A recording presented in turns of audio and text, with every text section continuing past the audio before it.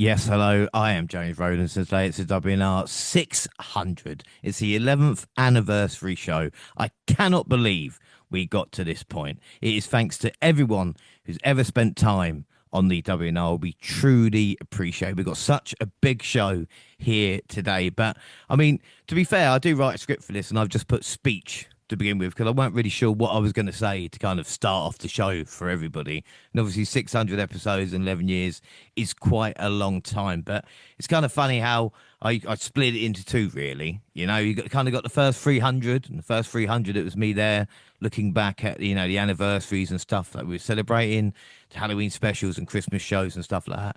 And then obviously the 300 since. And of course, with, like I said, the guys that I do it with as well, it has been incredible to get here, and we just don't stop. You know, it's crazy to think it is just seems to be show after show, and then before we know it, we get to 600, and I couldn't do it without them. And like I said, luckily, I'm not alone. A pleasure to be joined by the entire WNR team. Up first, well, from the day she was born, she was trouble. She was the thorn in my side.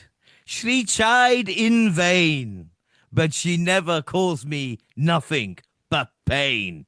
She left home to let me die. When Jaxie says she didn't like it, Teddy, you knew she was a no good kid. But when she threatened your life with a switchblade knife, well, a guy makes you cry, and I did. When Jaxie says she didn't like it, Teddy, you knew she was a no good kid. But when she threatened your life with a switchblade knife, well, a guy makes you cry, and I did.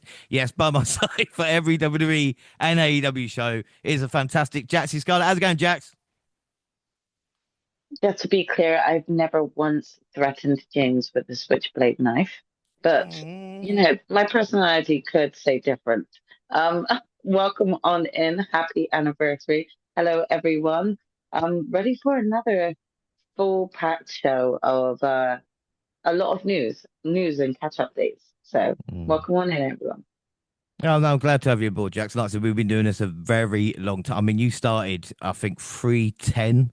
So again, it's encompassed this. But like I said, it's kind of weird 'cause we got to this point. And it's like, oh Wow. yeah, we're here, but it's just like I said, we've just been getting on with it. Yeah, it's funny how time flies, right? Yeah, yeah, yeah. Well, anyway, you don't want to talk anymore. I understand. I got more people to introduce. Up next, what am I going to do for a song? Yeah, I'm going to do a song. Yeah, ready? He is M, his name is Monty, he is N, NXT expert, he is T, Toxic AEW Stanhausen, he is Y, you all listen, don't forget the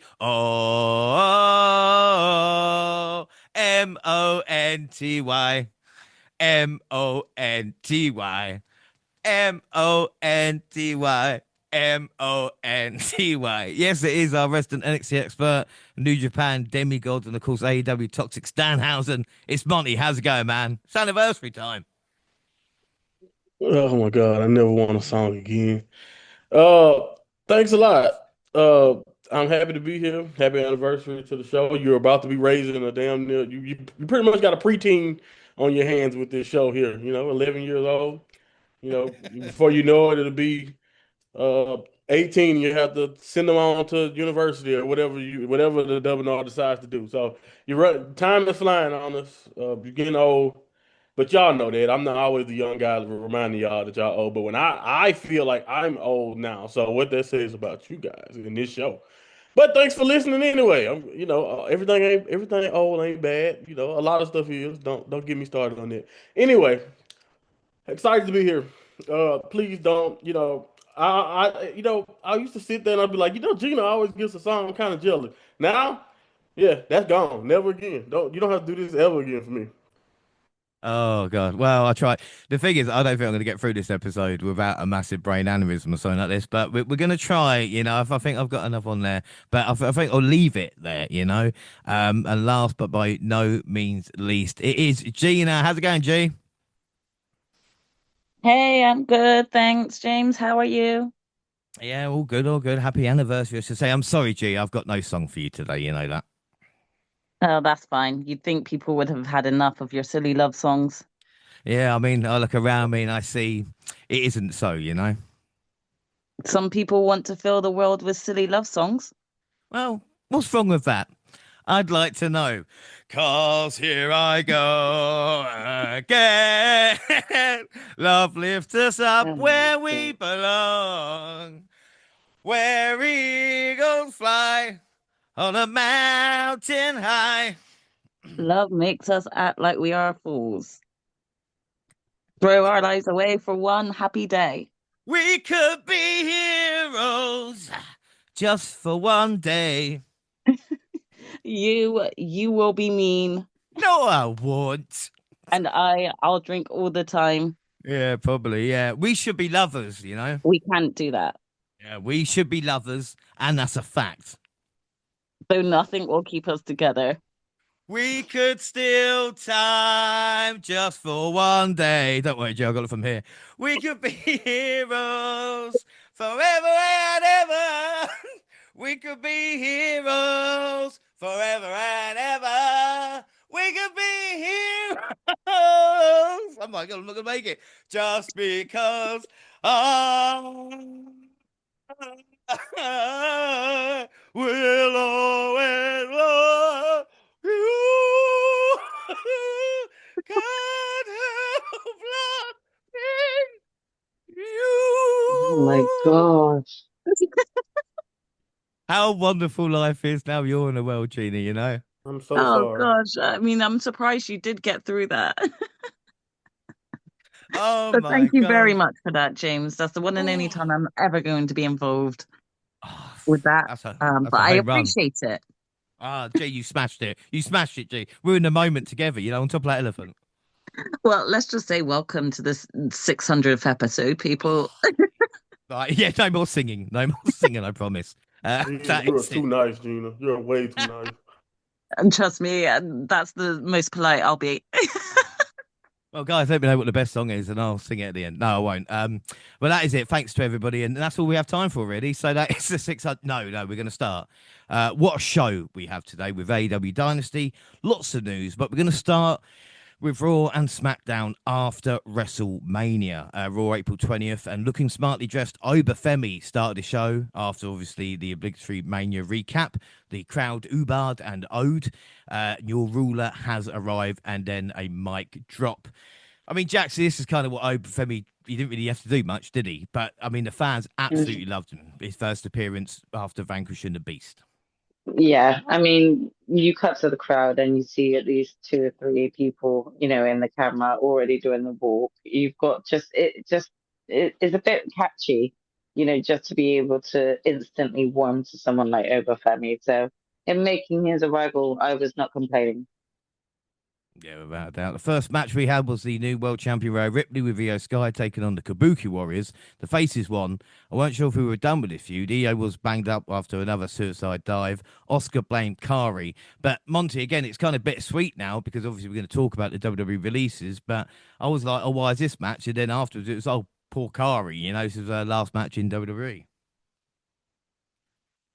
Yeah, looking at it with hindsight, it does, rain a little bit more hollow, or looks a little weird because, in my opinion, if you, like again, we can talk about it in more detail, but this entire feud, as much as it's about Oscar and her great work, and as much as we know Io is probably going to be the one to end up like prevailing in the end, it was all up to me. It felt like this whole entire angle was about Kyrie in the middle and like the abuse of Oscar and like Kyrie maybe overcoming it at some point.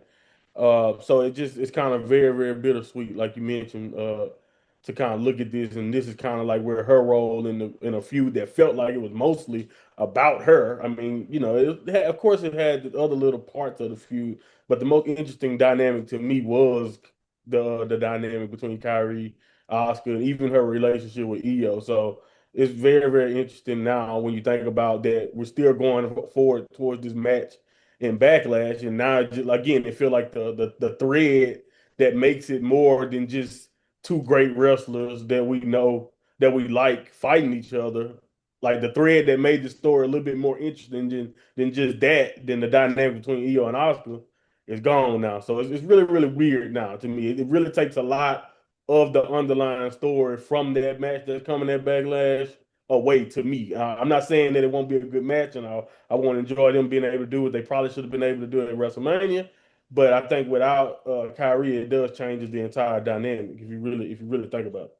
Yeah, without a doubt. CM Punk made his entrance to darkness. He looked around before doing its clobbering time. His music hit and he walked down to the ring without much energy in his step. He spoke about dealing with a lot of loss over the past 6 months, losing his MMA trainer, his dog, and a handful of W employees he knew. The crowd cheered as he gave props to the people who made the show possible. He said the fans had helped him get through these losses, and losing his title didn't sting as much as losing those friends. As he was getting ready to leave, Cody Rhodes' music hit.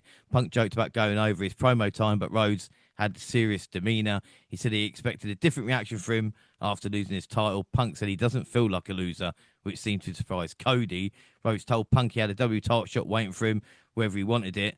I mean, Cody's eye did look awful. And Gina, is this setting the stage for next year's WrestleMania, or maybe a potential story we get before that?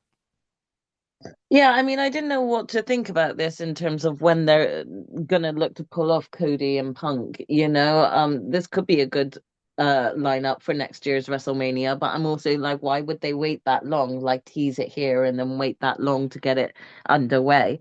So I do think that it's one to keep an eye out because I feel like they might actually do that a lot sooner than WrestleMania.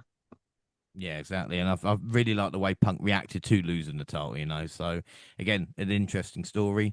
All Ego is Raw's newest superstar. He took on Javon. And thanks to Rusev, Page got the win with the twisted grin. And people might not know Ethan's Page twisted grin is named after what he actually did to Javon Evans in NXT. Yes, long-term storytelling, if that's easy for me to say.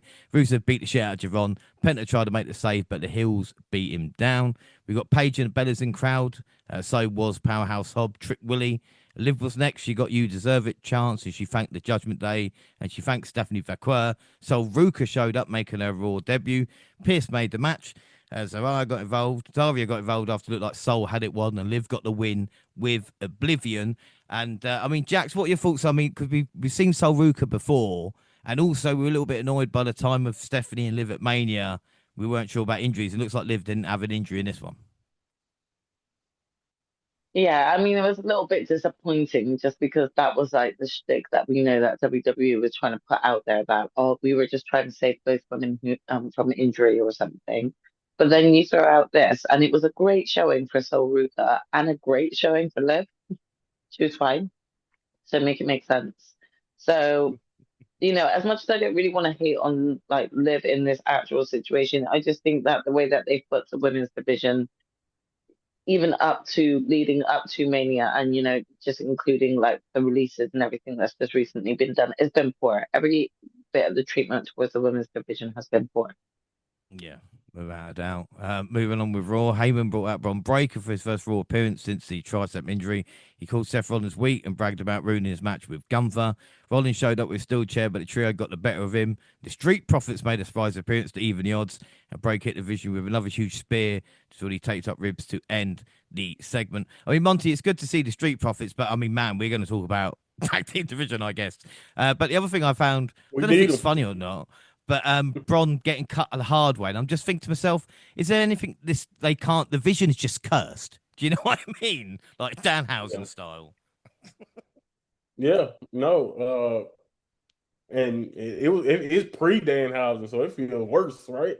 Yeah. But yeah, I don't know. It's just it's weird stuff just seemed to happen because when I looked at the chair shot back, and I was like, okay, I guess Seth did kind of get him a little high, but it didn't look overly high. It's just like that would just like the injury on the announce table, just like that just would happen to you. It just for some reason everything like and this again, I know this is a different conversation, but I saw somebody pose a question about like it felt like Brian Breaker was gonna be that next big thing, but like now Obafemi is there. And I'm like, well, Brian Breaker has found a way to end up in this vision mess, and he's like gotten hurt in multiple like things have just not stayed consistent for him, whether it was his fault or not. So it's just this is a perfect example of that. But I didn't mind the segment so much. It was like you said, good to see the Street Profits. With the I saw a graphic of our current tag team champions in WWE, and it's pretty bad right now. So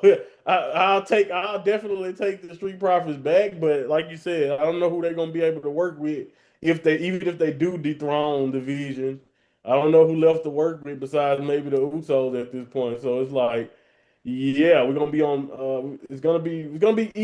I'm eager to see what they can do, but I don't know if they should just rush and give the Street Profits the belts. Like we just saw them win the championships in their last significant run, and then like of course because Triple H don't care about tag team wrestling, that really led nowhere. So it's like I don't want them to just get bogged down either. I want them to actually be. I don't. They don't necessarily have to get involved with the Vision because I'm kind of tired of every babyface just having to deal with the Vision too. But I'm just saying they need to do something different with them individually or even as a team because I don't want them to just get bogged down into the same old winning the titles and then nothing significant happens for you. So.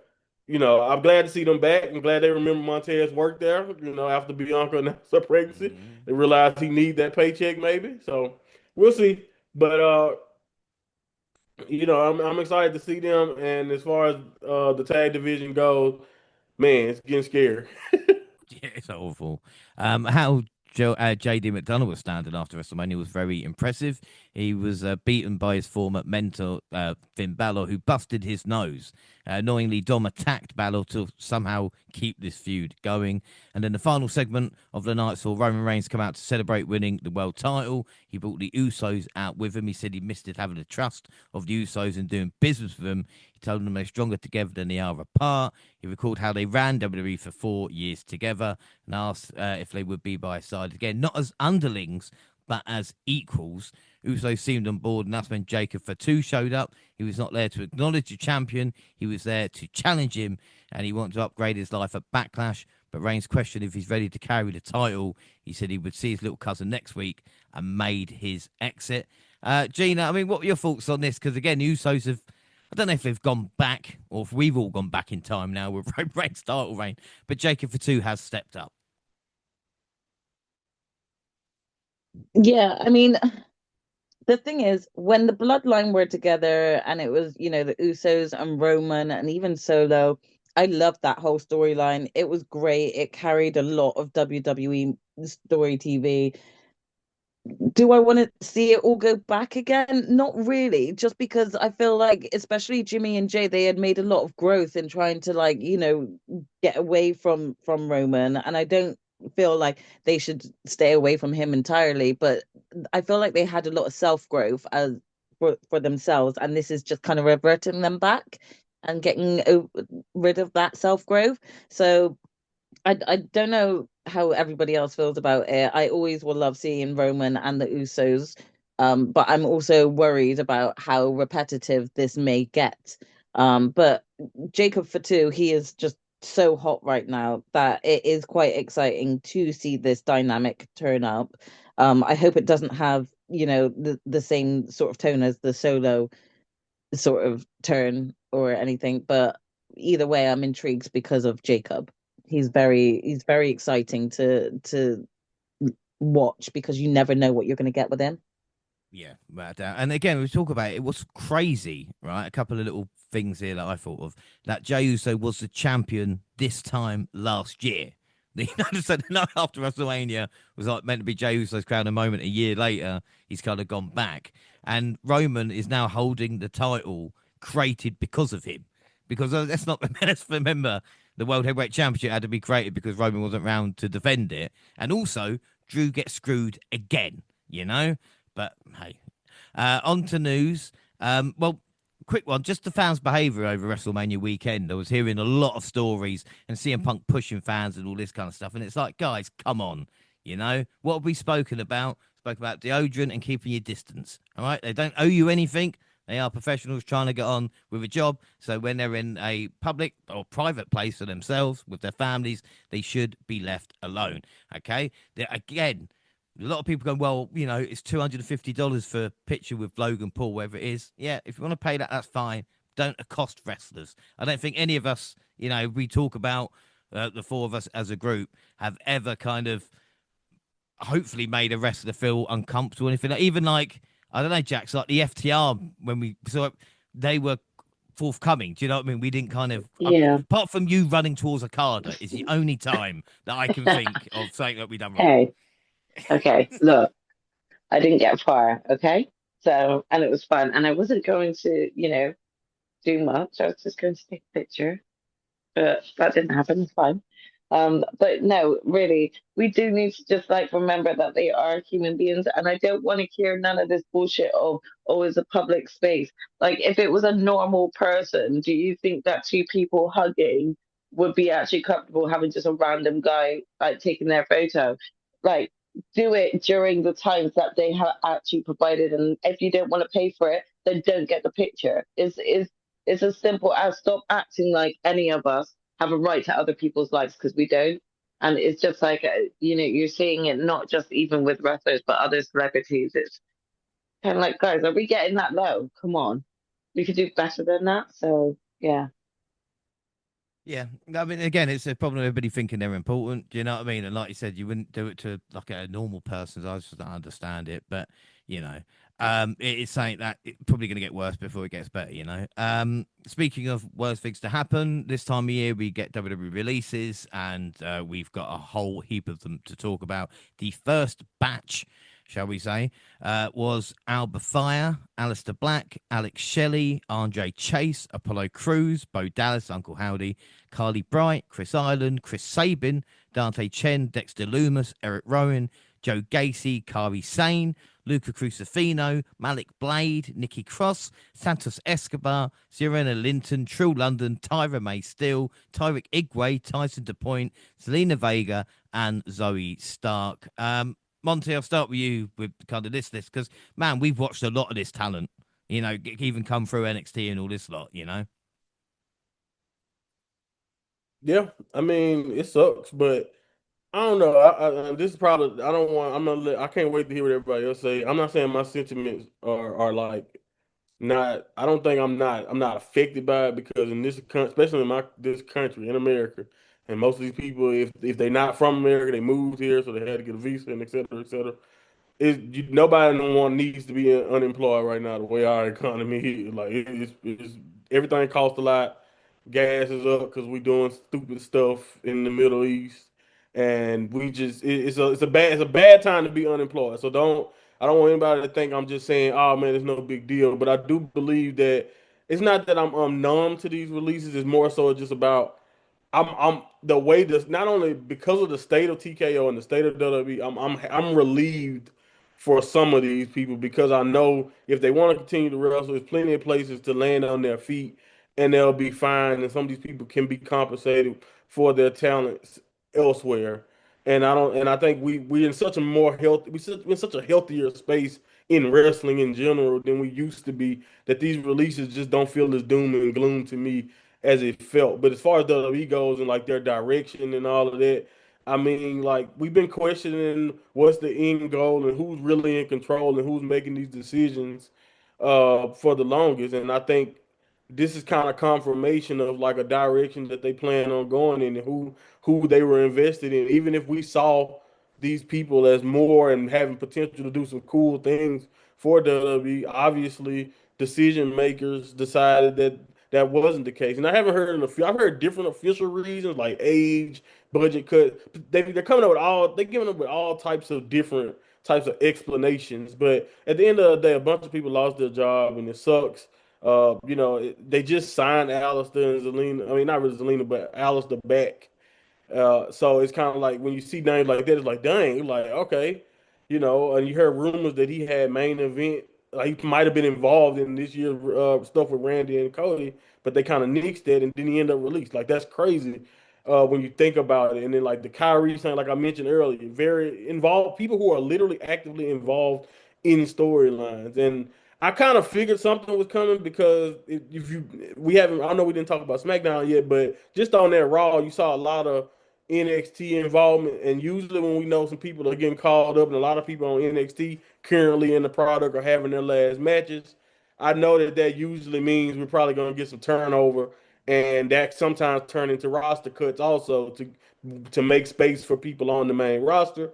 But yeah, man, it really is very very interesting when you look at some of the names on the list, like you mentioned, people that we've seen, it's people that I saw, like Andre Chase. That's an NXT 2.0 legend, James. You know what I'm saying? Like, I know people may not know who he is, but he provided a lot of entertainment in like some very bad times for NXT. And I'm not saying it was the greatest gimmick ever, Chase U and all of that, but I do think he made the most of his time there. And like even people like Dante Chen, who I watched give everybody a squash match. It does kind of suck to see his name on that list. But again, he wasn't really making progress for whatever reason. And like even the Tyra May Steels, who I seen her do some stuff for the LFG stuff, and then only end up on Evolve, and she didn't even get a chance to debut for real in NXT, from what I understand. So it's like it's very crazy to me, the wide range of talents, and then you got the Wide Six, who great debut. But ever since the debut, if you really be honest, they had no clue what they wanted to do with them. Even with the tag run and the good moments, I think the Wild Six have tried to provide for us since then. We knew WWE has had no clue how to present them, what they wanted to be. Do they want them to wrestle? Nikki Cross literally got put in the group just to look cool and could do nothing for literally her entire run in. It didn't wrestle one televised match to my knowledge. You know what I mean? So it's like what a waste. And I love Nikki Cross. I think Nikki Cross deserve way better when you think about like how talented she really is and how much versatility she's shown just in her WWE run. But people like her and like Kaylee Ray, Alpha Phi, Kaylee Ray is gonna tear it up, whether she ends up in AEW or just going back to the UK or whatever circuit Kaylee Ray or Alpha Fire ends up, she's gonna tear it up and it's gonna be she's gonna do great. So I'm trying to give both sides of like I'm bummed for these people, but I feel like most of the lot of the names that we know, even like Dexter's already doing stuff with Indy Hartwell again. They already got the index stuff going, so you might see him in Impact sooner. I know he used to be in Impact, so you never know. Like a lot of these people, I can see bright futures for them doing things elsewhere, and it doesn't just mean AEW. It can be in Japan. It can be all over the world. It's a great. I'm gonna leave it here. A great nod. I just saw Shane Hayes, a former guy who was in NXT, never really made the WWE, but he was I think he was Slapjack in horrible retribution. He just won Noah's World Heavyweight Championship in Japan, so you can become like a nameless person on these releases or somebody that didn't do much in WWE, but go out and make money and do big things for your wrestling career outside of WWE. So this is not where the end of the road for some of these people. But as far as WWE goes in their direction, it is like one of those things that's always jarring. I will say that. Mm. I think he beat Yoshiki Inamura, who was teaming with Josh Briggs, I think, last year on NXT, which is just Right, kind right. of He beat like a anymore. weird multi-universe type shit. Like, what's going on sometimes? But Right. again, we're going to talk about releasing. I mean, Gina, this is the thing. I mean, Monty said a lot of people will, because a lot of talented people here, but some of it is like Alistair Black and the Motor City Machine Guns is the kind of case. Why sign them then if you didn't know what to do with them? Do you know what I mean? It is a query that everyone will probably have about that because it is a big, massive question. Why would you hire these people if you've not got an idea of where you would like to go with them creatively? Like, why would you even like enter into a contract and waste that time if you don't have an idea already of where you want this character going and what you're going to be doing with them? It doesn't make sense. I do feel for them, but I also think Monty made a really great point there in that it might be a good sign for some of them getting released because they were just sat in catering doing nothing, whereas they could potentially sign somewhere else and be used. So I didn't look at it like that until Monty had actually spoken about it. So it's a good like way to look at it. But yeah, it is confusing on why you would have just hired them and gone through all that process of a contract with them if you didn't have an idea of what you wanted to do. Yeah, exactly. And I mean, Jax, again, we're going to talk about more releases in a bit, but even with this one, like Luca Crucifino is in NXT. And again, I'm not saying the model for like athletes coming through or whatever it is, but he's retired now because he was like, look, if I'm not going to make it in WWE, I'm just going to, just retire. But it's someone like Zoe Stark who'd been injured for that amount of time, horrible injury she had. Apparently, got the all clear like last week, or a couple of weeks ago, and now a week later Yeah, get released, and not even a chance it's to come cruel. back. Exactly, it's cruel. It's just like both Zoe Starks, as well as Kyrie have, sort of sad sort of backstories to them being released like this, Kyrie mid-story that we're never going to get sort of finished, as well as Zoe Starks, not even getting a chance to come back and seeing whether or not she could take off or not with her injury. She never really got a chance. So it's really sad, but again, there's so much more opportunity out there now that I have no doubt that there'll be more opportunity for them in other companies that might actually be the better option. So I want to stay positive to a lot of those that have actually been let go from the company and just wish them the best. Hmm. Yeah, I think that's the best thing to do. And like I said, we'll see what happens with all this talent involved. We'll crack on with SmackDown. This moment where we'll fresh off the confrontation with Roman Reigns on Raw, hit the ring to kick off the show. He recapped the confrontation with the Usos. Jimmy and Jay each tried to dissuade Fatu from challenging Reigns, suggesting he might, challenge Cody or something like that instead. This brought out Solo Sikoa and the MFTs, who tried to win favour with Fatu. The segment included with Fatu rebuffing all of them and challenging Sikoa for a match later in the night. And then we got the Women's United States Championship match with Julia defending against Tiffany Stratton. The back and forth action down the stretch for the counters and reversals, but the prettiest moonsault ever meant Tiffany Stratton became the US champion. Monty, what were your thoughts on this? Because again, it's just, I don't know, they're not using it correctly. I don't want to bash WWE, but like, god damn it, this women's US title. Yeah, it's been horrible. It's been the opposite of what they've done with the Intercontinental title. And I hate to say it, but that's what happens when as you can see, you get somebody like Becky who's invested in trying to build something, build a legacy of that belt, and she already has the name value to make every match she have with it feel important.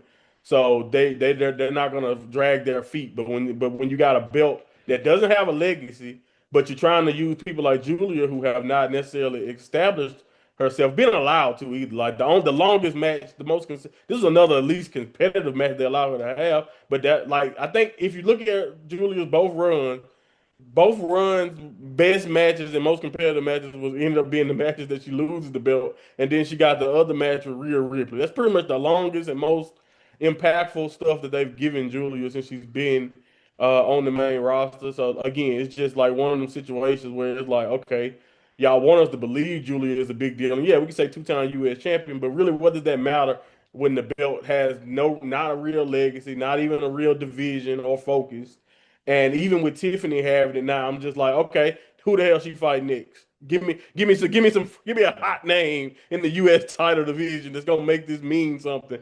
And maybe they'll decide to magically, add something to it and do something with it. But like that's the opposite of what we saw with the Lyra, the Baileys, and all of the people we've seen, AJ Lee, everybody we've seen basically invested in the IC title hunt. It's just a completely different vibe than what they've done with the U.S. title, which is kind of crazy because you feel like they should be able to replicate that formula somehow, some way, and at least give us some storyline or at least some competitive matches consistently for that belt. So we'll see what they do with Tiffany. Maybe they'll magically decide to do something creative around that belt because they got somebody that they kind of invested in with Tiffany. I know they want us to believe they invested in Julia, but they haven't booked her like they're invested in her, in my opinion, yet. So we'll see. We'll see what happens. I don't feel no type of way about it until they show me that they're gonna actually showcase it in a meaningful way and it's gonna do something. And as far as Tiffany goes, great achievement for her. I thought it was an okay match.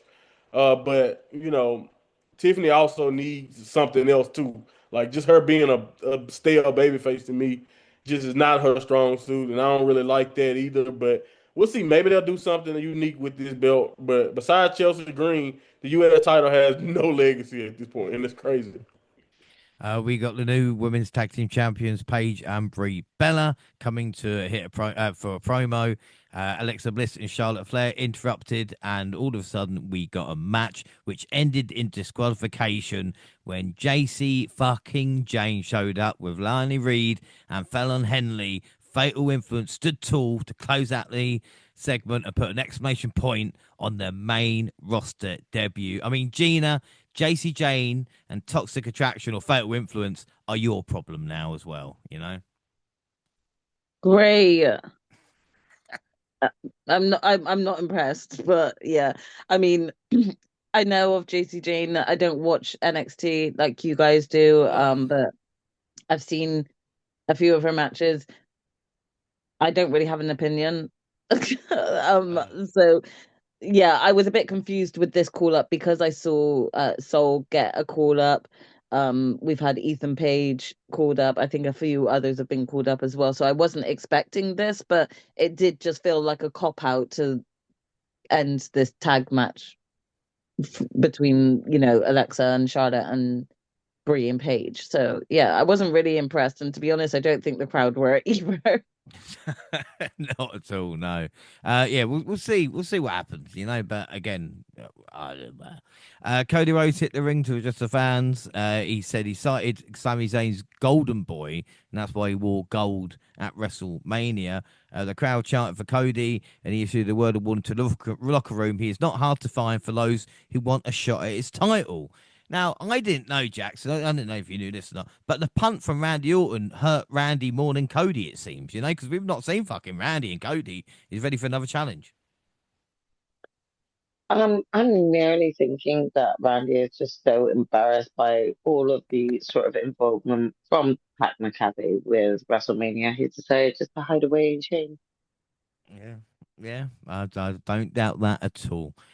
Damien Priest and R-Truth found themselves in action against MFT's Tamatonga and JC Mateo, with them picking up the victory with a Truth Detector. That is our tag team division at the moment. Trick Williams made his way to the ring to a thunderous ovation. Little Yachty announced that he's here to stay. Oh, fucking brilliant. The duo announced the end of the US Open Challenge, and then the Gingerbread Man attacked Williams and Yachty with a candy cane and then delivered a haluva kick. The new champion, Zayn, got a chorus of boos. I mean, you see, Monty, people are like, "Oh, we miss the old man. We miss Vince's booking." Here we go. This is WWE booking 101, Yeah, I don't know. I think the real thing that we miss is what happened to that Triple H that was booking NXT back in the day. The takeover of Triple H that was booking that. I'm like, was that just a figment of my imagination? Did he bait and switch us, and then when he got to the main roster turn into the old man? But yeah, no, I agree. This is definitely some textbook WWE stuff. I ain't mad at it though, because I knew it was Sammy from day one, because he did when Trick Williams entrance was happening. You see his dance. I'm like, that's Sammy. You can just see how Sammy did, because he did the same dance he used to walk. We used to dance with the Usos. It was like the exact same move. So yeah, I did get a chuckle out of it. I was happy. But it did. I wish this would have changed. He could have started off that way, but I wish he would have been more brutal. Like, just like be like, try to hurt somebody. That would have made that even more. They could at least thwarted the goofiness of it all. But just hitting them with the candy cane once or twice or whatever was just like, okay, that was okay. That was fine. It was fun. I had a little fun with that. But yeah, as far as Lil Yachty stand, that's the one. I don't know if everybody. I'm not about to say. I was about to say as the one and the only people who may have listened to his music before, and like, I'm not saying that I want him to go back to music, because I don't really like that either. But I would prefer if he went back to rap, rapping, because I know. And again, I know I've heard all the things. He loved the business, and Trick Williams loves him, and he really want to do this, and he's talking about he want to have a match. I'm just like, at this point. At this point, all the celebrity super fans who love the business, we just need to start a wrestling promotion for them. Can y'all just go start something up for yourself? Get Why don't out we, about bring back Celebrity Deathmatch? Do you know what I mean? Like, but right, real, right. like, Real, yeah. Just go train and go hurt yourself. Take Logan Paul, take all the streamers, go out there and just do all the flippy shit you want to do for your entertainment, for the people for the however many 50 people who actually want to see these people do it. But I know I'm sick of it. So at this point, I'm just like, whatever, man. you know. oh man. Um, Well, anyway, we'll move on with very nice, very evil Danhausen making his second in-ring appearance as he beat The Miz with a quick roll-up. We then got new women's champion Rhea Ripley hitting the ring for a promo, interrupted by Fatal Influence. This led to a match with JC Jane, which of course ended in a disqualification. Everybody jinxed the women's division have fatal influence. The Hills stood tall, and then the main event, well, Jacob had to overcome. It's not a tough challenge, but a challenge nonetheless from Solo, beating him with the big moonsault. After the match, the Usos watched as the Samoan Werewolf beat every single member of the MFTs, ending with a big splash to Tongaloa through the announce table. I mean, Gina, they know how to build stables in WWE. I'm not going to lie. I mean, Jacob looked good, though, to be fair, at the expense. Jacob looked really good, but it just made the MFTs just look weak. That's all I can say. It buried any sort of credibility they had as a stable. Yeah, really, really bad. So yeah, that was SmackDown. And again, we got news today, I should mention as well, of the New Day leaving WWE. And not only that, but JC Mateo, Jeff Cobb, and I think also Tama Tonga, but I'm not sure. Again, there's different news. It's kind of a moving news story, so to speak. But Jax, again, here in the New Day are leaving. It is a shock. But then again, we've talked about the state of the tag team division in WWE.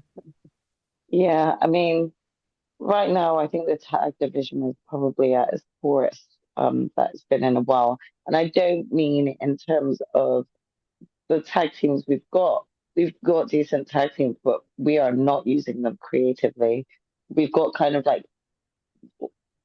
50% of non-tag teams that are actually the tag champions if we're including the women's division in this sense. Um, of course, it's incredibly disappointing to hear of New Day sort of, I'm going to say leaving, because as far as I'm aware, I don't think it was like a WWE release, but more like a mutual New Day asked and they just agreed to let them go. Or maybe it was the end of their contract and New Day didn't want to re-sign and WWE said fair enough. I'm not too sure the way that What? it was released, but do you Yeah, know? what I'm hearing is that, well, what I'm hearing, again, I don't know how fucking true the sources are, that it was a contract negotiation to try and go to like a TKO contract. And Mhm. again, contracts weren't running out per se, but the deal wasn't what they thought. And obviously, they both then agreed to part way. I'm sure New Day will have a 90-day release or Mm, something like that to both, because they ain't going to yeah. let him show up on fucking Dynamite, are they? Like. Probably. They are probably going to have to like wait it out for a while. But I just think, even if it's not AEW, I think that they both have such a strong chance at being signed elsewhere or just doing something more that they would like to try out creatively. Maybe not be held down by so many restrictions when it comes to what WWE are kind of trying to create right now. So, I do wish them the best. I am gutted for Tonga Loa and Jeff Cobb. I think that, both of them were brought in and have been, much like the Wyatt Six, have not been utilized at all by WWE before they decided, oh yeah, we're just going to give up. So it's extremely disappointing to feel like they didn't really get a run. And to be honest, was just like solo sidekicks for so long, like they really just didn't have much prominence within the WWE. And I don't feel like it's a fault on their own, but just their booking. But I wish them the best. I hope, again, just like the other wrestlers that have been released, I hope that there are other opportunities where they could, shine. Whether or not it's AEW, Ring of Honor, TNA, New Japan, like, there's quite a lot. CMLL, even so. Let's let's just hope and look at the positive side of where else they could turn up. Yeah, and again, it's not good to say, but I mean, Kofi has accomplished everything there is to be, in WWE. One of the greatest of all time, I, easily, and he better go to the Hall of Fame. well, this is the thing because I mentioned it. When we talk about like 15 years since his last Intercontinental Championship, we held it like 6 times or something like this. Like they said, Monty, and again, if he can go, because look, if Cope and Chris, it's not shitting over AEW, we're going to talk about AEW in a minute, but if Cope and Christian and others can go there and have these matches with FTR and the Young Bucks, why can't the fucking New Day? Because obviously we know where the Usos are in WWE. We as even talk about Yep. that with WrestleMania, Monty. Like fucking do it. As long as they get the Hall of Fame, as long as they don't get, like you said, forgotten about in history as being the Yeah. greatest tag team in WWE history, in my opinion, anyway. Right. I don't think they can be blacklisted. Like I think the legacy is like that crazy. But we've seen crazier things. Hell, you just mentioned Cope and Christian. WWE probably will still I don't know how long they're gonna continue to hold Christian. They refuse, even as a they don't even just put him in as a tandem just to give Christian like that ring is like they don't want to do. I'm like, come on, man. Like, I don't know when Christian will get it. Christian will probably be uh old and gray. Hopefully they don't psycho see it him because at this point, but again, but like that's the fear. You gotta have that fear because WWE have done a lot of greats like that who they just try to act like, oh well. But the New Day is legacy, and like I said, particularly Kofi. Like Kofi, one of those guys who deserves two. Like he a 16-time tag team champion. He like 4 times, like you mentioned, Intercontinental. I think 3 or 4 times US too. Of course, the WWE Championship run and one of the greatest Mania moments of all time. It's like I don't know how you can talk about the last 20 years, the modern era. Like you got the Cenas, Punks, and all of these people who made Brian Danielson who made impact. But Kofi is right in there, in my opinion, as one of those people of the last 20 years who got one of the most impressive resumes and just was always consistent and steady for WWE in general. So it's hard for me to believe that they can ignore that, in my opinion, one day as far as no matter what they go on to do. And then as far as Xavier Woods is still prominently at gaming conventions and doing all types of outside media under the WWE banner with his up, down, down channel and et cetera, et cetera. Like he was being an outside face for WWE. Besides all the great things that we know he was capable of and done with the New Day and just how creative he is. So again, I've always liked Xavier. He was my favorite back in the Impact days and the Consequences Creed days. So I'm with you, James. Like I immediately was like, "Damn!" And same thing. That's the reason why I didn't even mention the Motor City Machine Guns in the initial releases because they were deciding whether to go between WWE and AEW originally, and they chose WWE. Well, if AEW would have them, which I'm sure they would, why not get like that? Look how crazy that tag division could be. Like you said, you got Christian Cole, FTR, the Young Bucks. You have the New Day. You have The possibly the New Day, Rascals. possibly yeah, exactly. The Motor City Yeah. Machine Gun. Just like that can be one of the greatest tag divisions ever if they decide to do that. And Balls, even if Jet Speed as well.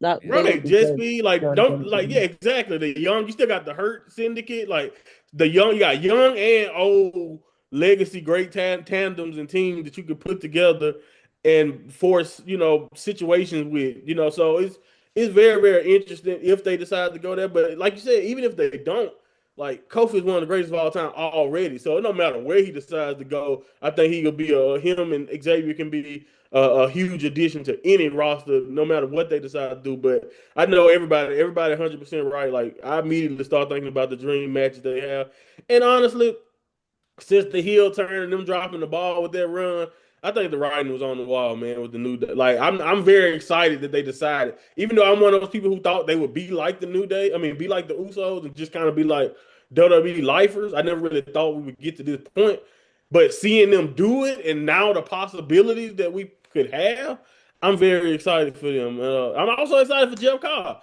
because JC Mateo ain't never worked. So go out there and go be Jeff Cobb again and just start throwing people around and all Yeah. of that. So I'm these suck, but I'm more excited for some of these guys because, like I said, at this point, WWE has been hoarding talent, and it's been like a purgatory for some of these people. Yes, we want when these people are signed to WWE to get these storylines and all of that, but we can't even give them. We can't even let them. They don't even do that for the people we know that they're invested in consistently. So yeah, man, I'm excited for some of these people to be out and free and able to just go wrestle and be used again, like mentioned earlier.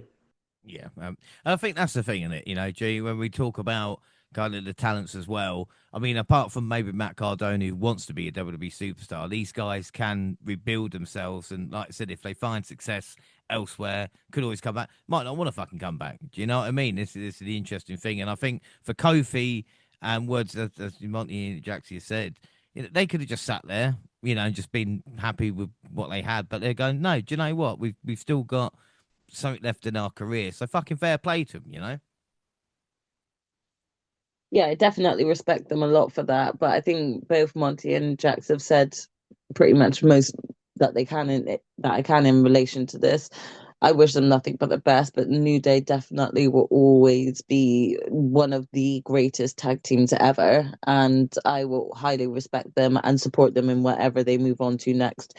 Whether it's just doing their own thing or whether they do continue to wrestle, I'll be happy to see them do either. But please don't harass them or hound them.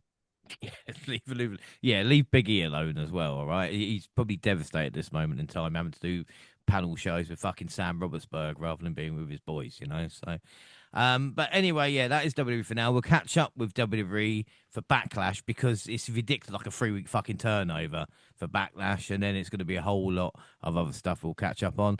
So we'll leave WWE. We're going to go to AEW because we've got Dynasty, but we have got Dynamite and Collision notes. And much like we have done with NXTs in the past, and maybe even some catch up shows, we're going to have to try and use that bit in our brains, me included, to try and remember any of this if we do indeed.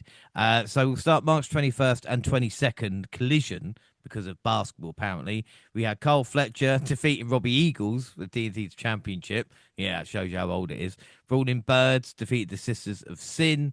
The Women's World Tag Team Champions Divine Dominion defeated Alex Garcia and Vipress. Tommaso Ciampa defeated Leo Rush, and Jet Speed and Mystico defeated the Don Callis family. That was the AEW World Trios titles online. Looked like Josh Alexander had suffered an injury there, which is a damn shame and a real talent. Hope he comes back soon.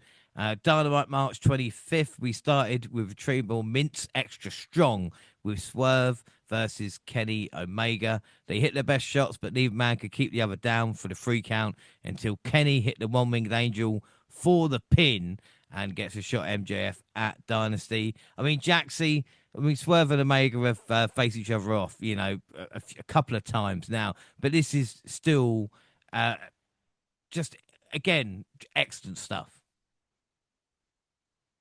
Yeah, they both work so well with each other, you know. I think every time they meet in the ring that you're just getting something creatively new between them. Both of them are just kind of absolute legends in what they've been making and doing in AEW as it is. Yeah, without a doubt. I should say as well, I've switched from Triller to my AEW. At the moment, it was about £4 or 4.50, I think, for AEW Plus, and was paying about 15 or 20 quid for a pay per view. With my AEW, you should, be able to get Dynamite collisions and pay per views for about £15 a month. My luck, the picture wasn't great to start, and there was a bit of a balls up, me kind of logging in, but it settled down. It settled down. Instantly, TNA is still the best in the world, as in streaming services.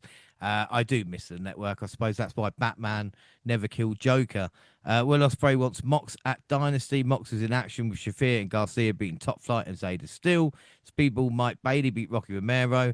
MJF came out to gloat about hanging the hangman at Revolution. Omega arrives and he's back to his best and wants the champion. And we're going to get the Devil versus the God at Dynasty. It is crazy to think the first meeting they had was on Collision. Stokely is out of his wheelchair as well. Everybody, calm down. Clark Connors and David Finlay beat Orange Cassidy and Roderick Strong. I do miss 50-50 booking. And Tekla defended the women's world title against Mina Shirakawa. Shame this wasn't the main event. Darby Allin beating Roosh was. And right after the Callis family came out and attacked him, Andrade looked like he disproved of what was happening. So that's him, Takeshita and Fletcher, who are basically faces, Monty, in the Don Callis family right now.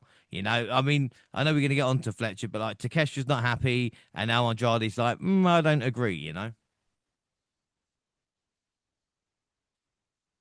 Yeah, I mean it's a very unique situation, and even like you said, even Andrade don't really feel. I'm not saying he's not a heel, but he doesn't really seem like he's involved with just being the AEW round of bad guys. It's kind of I'm not trying to say the luchadors and some of the and even I mean Mark Davis kind of standing out in his own too, but Mark Davis is definitely a bad guy. But but I just like sometimes because his family is so big, some of the people who are not as bigger stars kind of don't stand out as much. But the people who we know in the Don Callis family stand out outside of Okada are kind of like you said, or either baby faces or just not really completely going with Don Callis's whatever his vision seemed to be.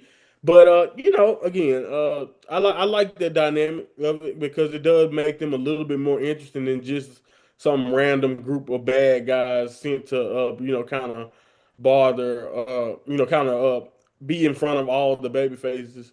Although I will say that if we are talking about AEW and like even like John Moxley is supposed to be a babyface, so like like like the baby faces, like are AEW baby Yeah, faces point really taken, baby point taken. faces? Yeah, Yeah. yeah, you're right about that. March 27th collision. We've got another strong start with AEW's Bane and Cross defend the tag titles against Harley and Willow. The Hills got the win with the divine intervention. Myron Reed beat Johnny TV. Garcia and Mox beat Private Party. Ciampa beat Ace Austin. Fletcher and Davis, the old Aussie Open, beat the Rascals of Wentz and Xavier in a great match. And in the main event, Okada successfully defended his international title against Kevin Knight. Gina, I'll ask you this because with Okada, he just seems to be, I don't know, waiting for that Takeshita match or something. You know what I mean? It's just there's not a lot going on at the moment. He's champion though. Yeah, but he's not really done much with that championship, has he, in a way? It does feel like we're kind of focusing on the Takeshita match for him, which is great because I think they've built a great feud like between them that was originally there. But yeah, I think they kind of just need to think about what else they're going to do with Okada after Takeshita, whether it's he wins or loses against him, regardless. They need to yeah, think about what direction they're going to go with him after this. Yeah, it is really weird at this moment in time. Dynamite Canada, the fireworks went off as Tony Schiavone spoke, and then Judas hit, and Jericho arrived. He says he's home, and that was it. So, Jax, all the rumors about Jericho, he's back in AEW. I know you're happy about that.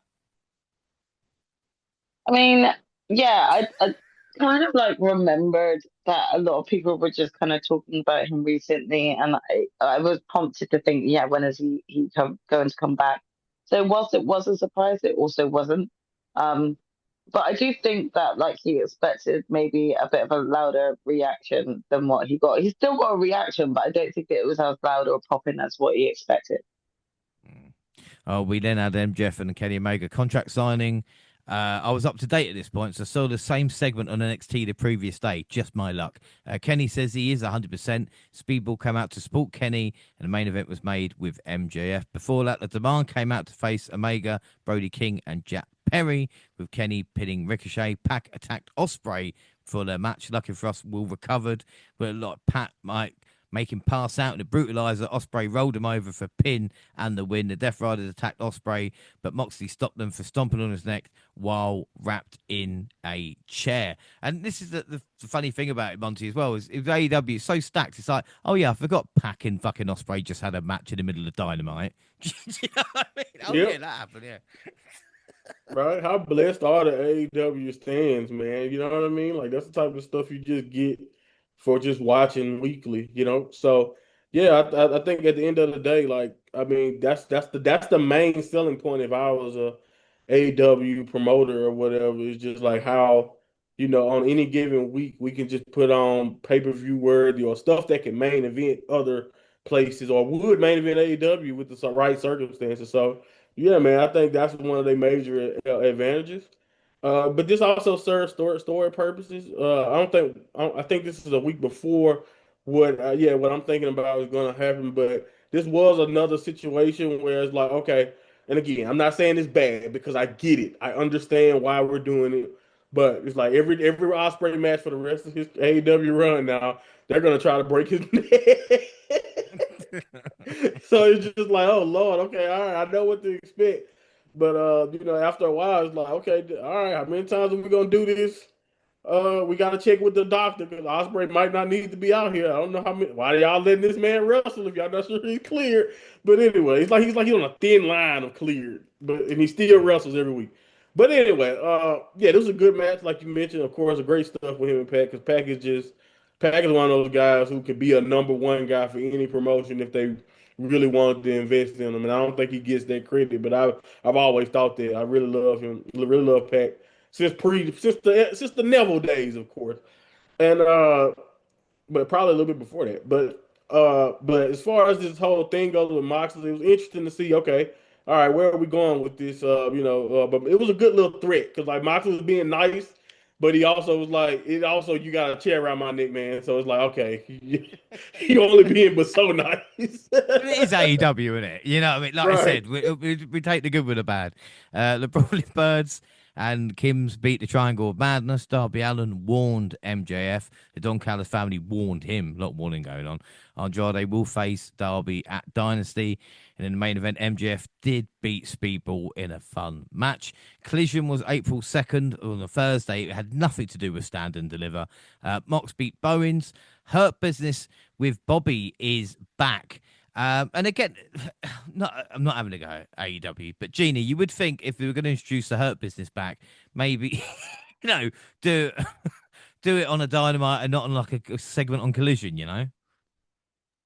Yeah, definitely. Not a lot of people watch Collision. So, yeah, dropping something like that. And for me, that is a big deal. I'm a big fan of the Hurt Business. So, them dropping just the fact that they've returned, it felt really, oh, you're just going to do it on a Collision. Okay. I would have thought that they would have done a better reveal for the return of the Hurt Business, to be honest. But either way, I'm still happy they're back. Yeah, without doubt. Willow defended the TBS title against Hikaru Shida. Champa beat Juice. Davis and Andrade beat the Rascals. In the main event, Dogs and Garcia with Claudio lost to OC, Mystico Strong, and Knight. The Dynamite Go Home April 8th. Will decided to take on the Death Riders in the car park because he's a fucking nutter. Luckily for him, though, the United Empire was there and Alex Windsor. The brawl continued ringside. And Jax, it was really weird because I just finished watching, I think, Newman winning the title. And to see him there with the belt, it was like, oh, that's weird. It's also weird that the United Empire hadn't changed clothes since the Cura Genesis, apparently. They were still in their suits from that Oh, main event. really? Oh, It looked that way. I mean, I'm sure they, you know. but I'm sure they, took a moment's respite in between, but maybe in between travel, but maybe I might be wrong. Either way, it was nice. It was nice to see. I still can't get over it. I think it kind of reminded me, oh yeah, that did happen with Callum, So it's nice to kind of have a callback though, and actually see Will does have fun. Yeah, exactly. Before the main event, we had some horrible news. Carl Fletcher had to vacate the title at the TNT Championship due to injury. I just hope William Regal doesn't say anything. I mean, Monty again with Fletcher's. I'm not going to blame the style because I don't want to sound like one of those kind of old guys moaning about the younguns jumping off the top rope. But he has Yeah. been wrestling at a breakneck speed recently. Especially the last couple of years. Yeah, I mean, it's not really about the style as much as it's about the style and the frequency of how much he wrestles. Because like he's usually either on a collision or a dynamite every week, whether he's defending the belt or just working his style. And then you have, of course, the fact that he's probably been one of the most featured AEW wrestlers over the last few years.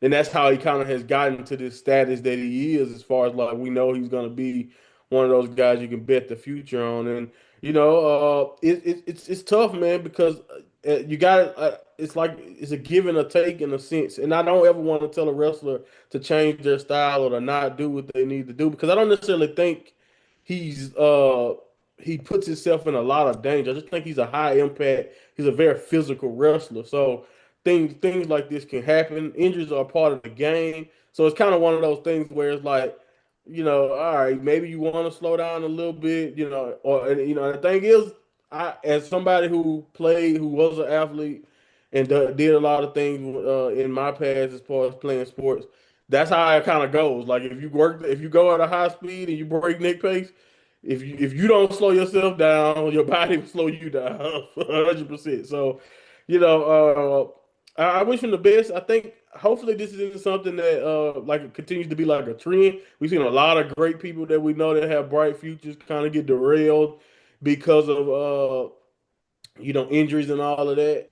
But hopefully it's just one of those minor setbacks for him, and he's young enough to be able to adjust and maybe pick his spots more. And that's the thing. That's the same thing I think with Osprey in a sense. I think when he first came to AEW, every match felt like it needed to be an Osprey special where he was putting on 5 star, 4 star, even on Dynamites. And I think as time went on, he even figured out, okay, I can still do a lot of my cool stuff, but I gotta pace myself.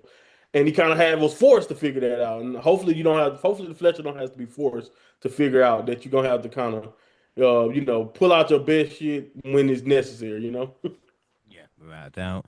Don Callis announced the Young Bucks versus Okada and Takeshita at Dynasty, and Takeshita versus Okada for Double or Nothing.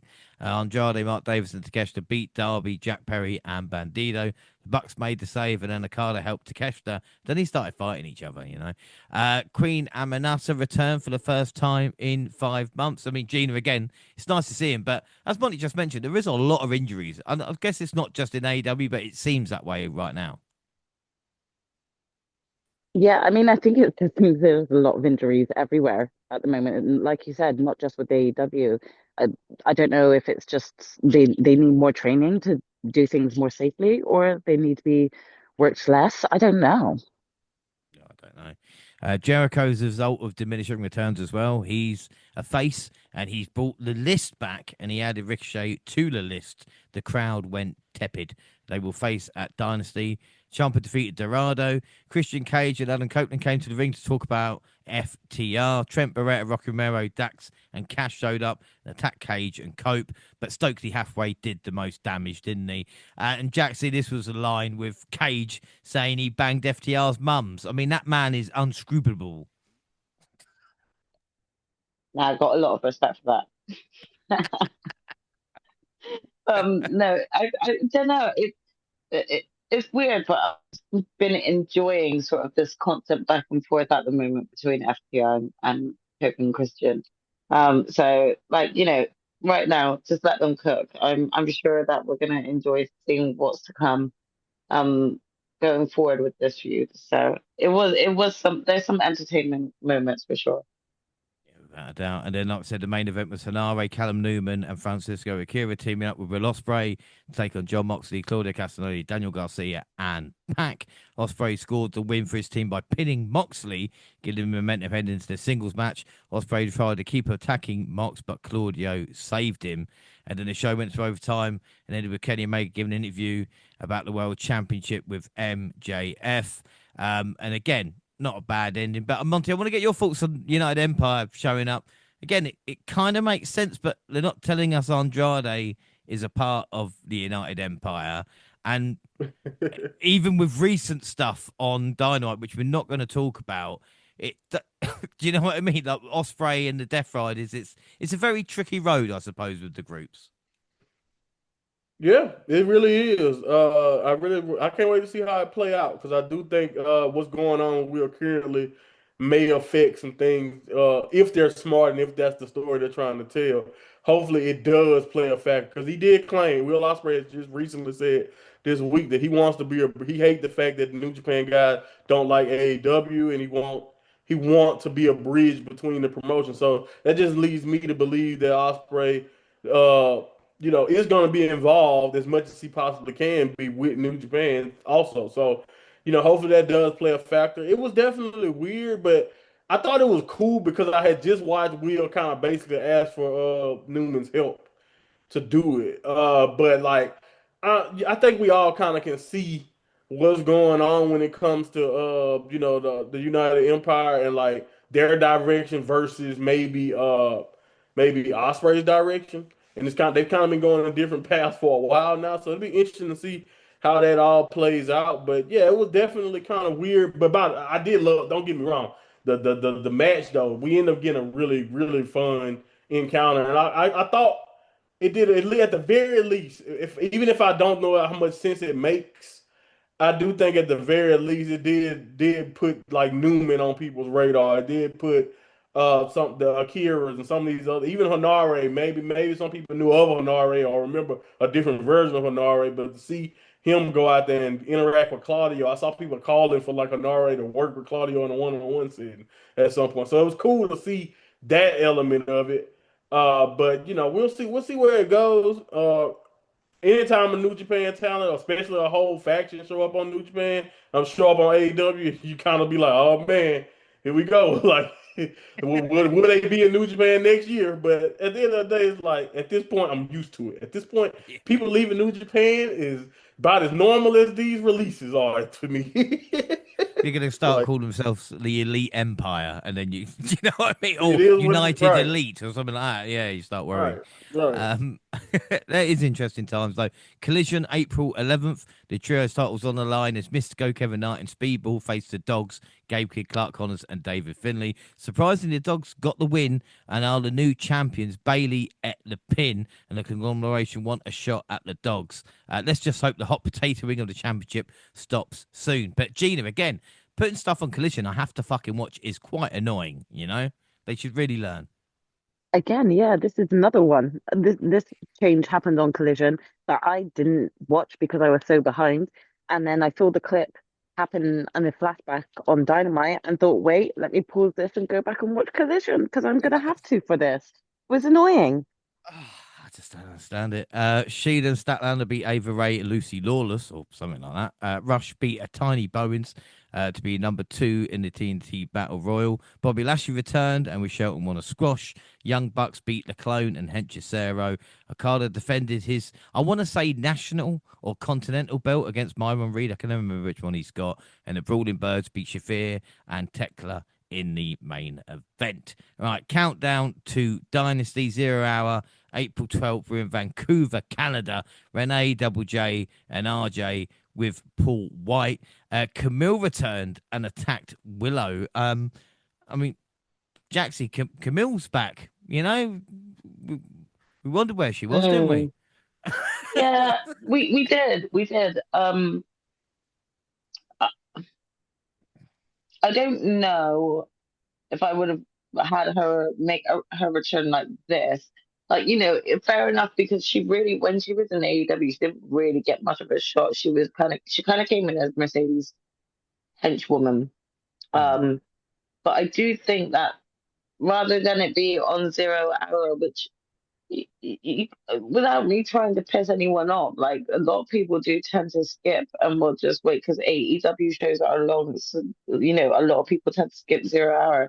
I felt like this made no impact, and it wasn't any fault of her own, but like I just felt like it didn't go as viral as probably would have if it was say necessarily on even just a Dynamite, you know. yeah.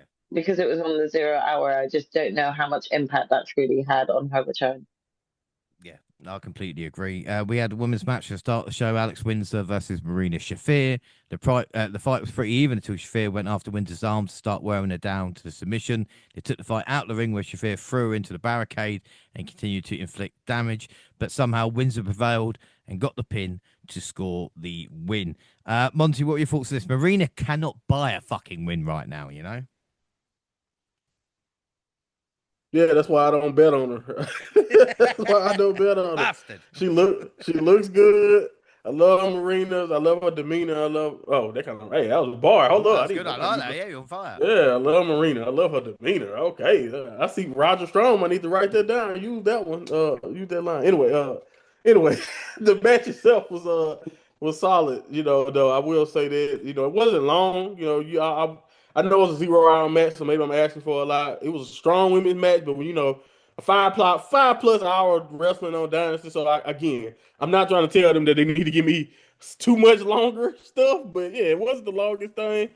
But I do think it was okay, and I do think, Windsor got that warm reception and like I thought it was a little bit of stuff, the crowd seemed to be at least seemed to care about it. Shafir was in control with the submissions and stuff like that. But again, with that power bomb and just kind of how Windsor kind of like powered out of everything, I thought it was a solid enough match. But yeah, if you was looking for Marina to get a victory, I know you was probably disappointed. But yeah, with Windsor, I kind of figured they would give her the win, just based off like her presentation alongside having a partner challenging for the belt. So I was just like, all right, let's see what Windsor does. But this is solid. I didn't think there was nothing wrong with it. No, not at all. Yeah, I mean, Gina again, she feels protected because she's got the cool factor. But again, I mean, the reason I went for her was because she keeps fucking losing. Like, Makes sense. Well, yeah, I mean, I don't really bet on Marina myself, but this time around, I was like, no, Marina can't take another L. Like Yeah. all she does is take the L's. So I had to try and go with her, and she still fucked it. I mean, you even just mentioned James that like she's still cool or protected because she got the cool factor.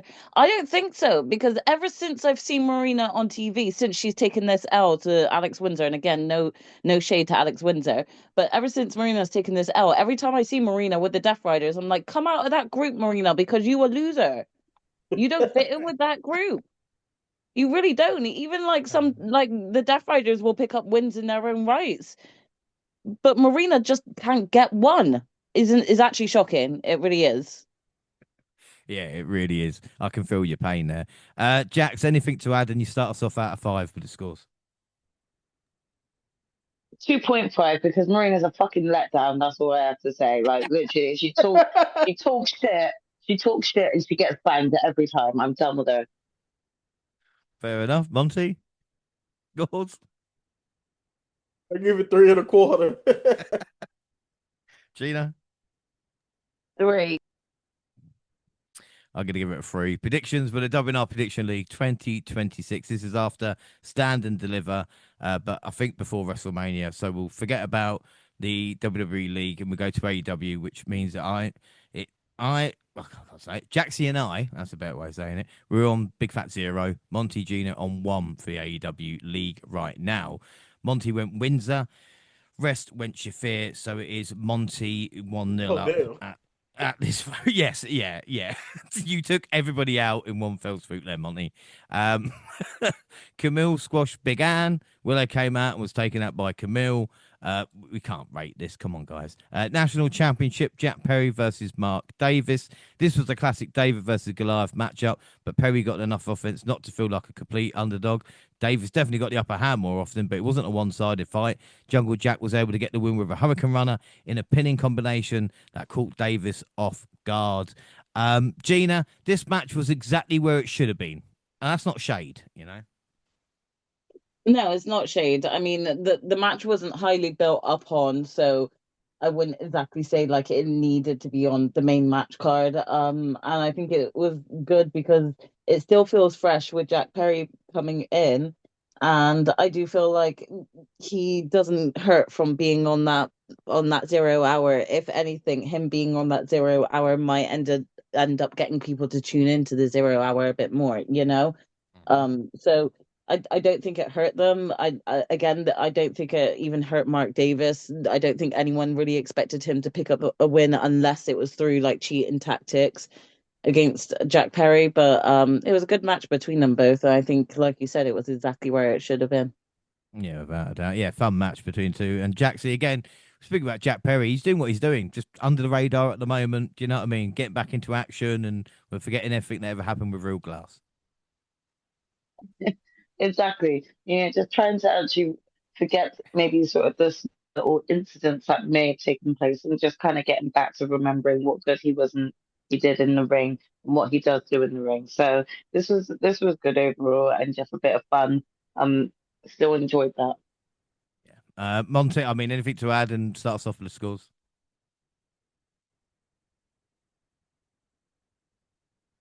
Uh, let's see. You talking about the period, right? Yeah, this is solid. Solid stuff. I think I give it, and I love Mark. I like Mark Davis is really, really good.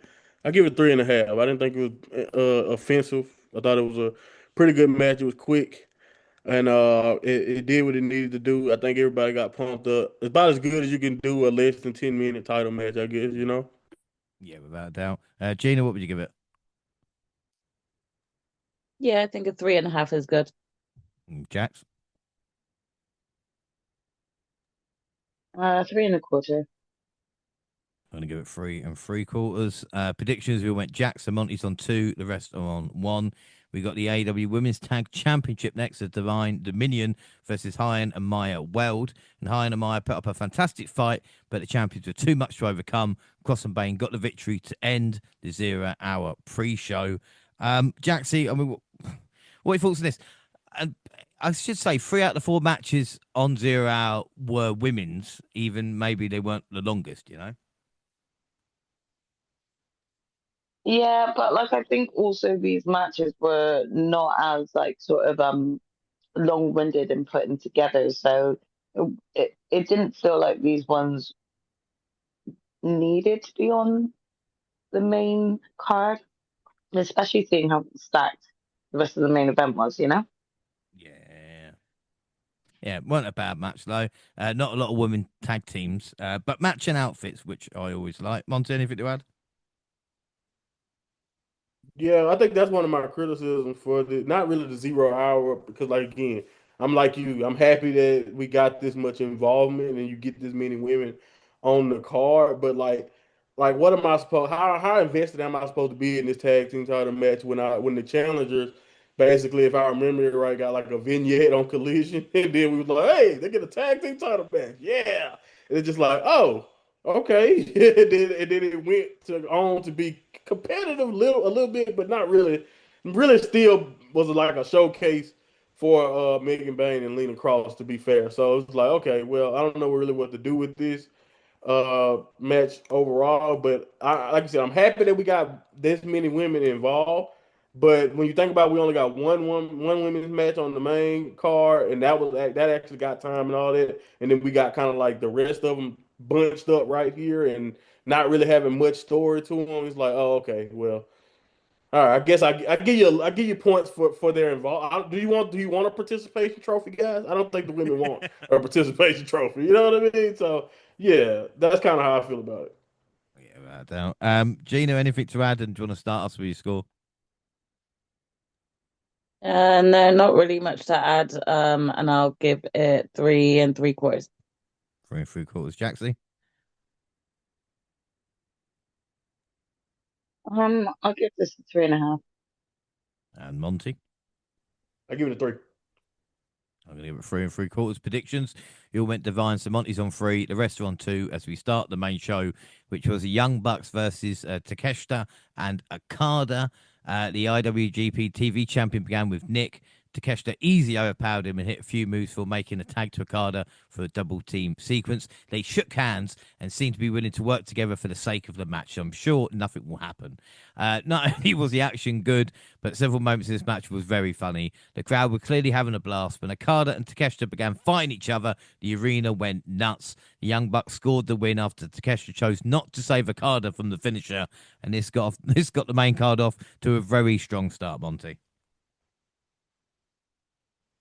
Yeah, this was great. Very very good stuff. The Young Bucks is back on the run. I guess this kind of proves it. I never really thought about it because I liked them as heels back in the New Japan Bullet Club days. But this kind of proved to me that they might just be right at home being, baby faces and like they just have a very good chemistry with going against heel teams. I mean, I know everybody, we respect everybody that's involved. I know Okada loved the Bucks. They've always been close. So it's cool to see him kind of be in a marquee kind of match involving them just for all of my New Japan pros who remember when they all kind of was together. And Okada was such a towering figure in New Japan that he never really interacted with the Young Bucks in any meaningful way other than them kind of interfering in his matches with Kenny, et cetera, and stuff like that. But other than that, they never really had to really involve themselves other than like the occasional tag. So to see in like a match like this was kind of cool, especially when you involve somebody as talented to Kessler and you got the dynamics of their relationship. I thought it was very fun. And it did get a little comedy into it too, which is kind of like, okay, I'm surprised. All right. I wouldn't expect but at the same time, with the dynamics of Okada to Kessler, I kind of understand why it got goofy a little bit, but I don't hate it at all. I thought this was just very fun. I think when you think about the fact that it was the first match, it's like, all right, how much better can you start a show, like you mentioned, James, than with this type of stuff? And I thought Takeshita just backing away and letting the Meltzer drive happen was a perfect way to end it. Because, like, I know Jackson might not admit this. I love Okada too, but he deserved it. Oh, well, like I said, we talk about it. Double or Nothing can't come quick enough, you know. But Gino, are the Bucks in a bit of a weird place right now, or are they okay? Because we got rid of the EVP, Obviously, they're not tag team champions, but they kind of have to be on a pay per view and put on bangers. I mean, do we mind it?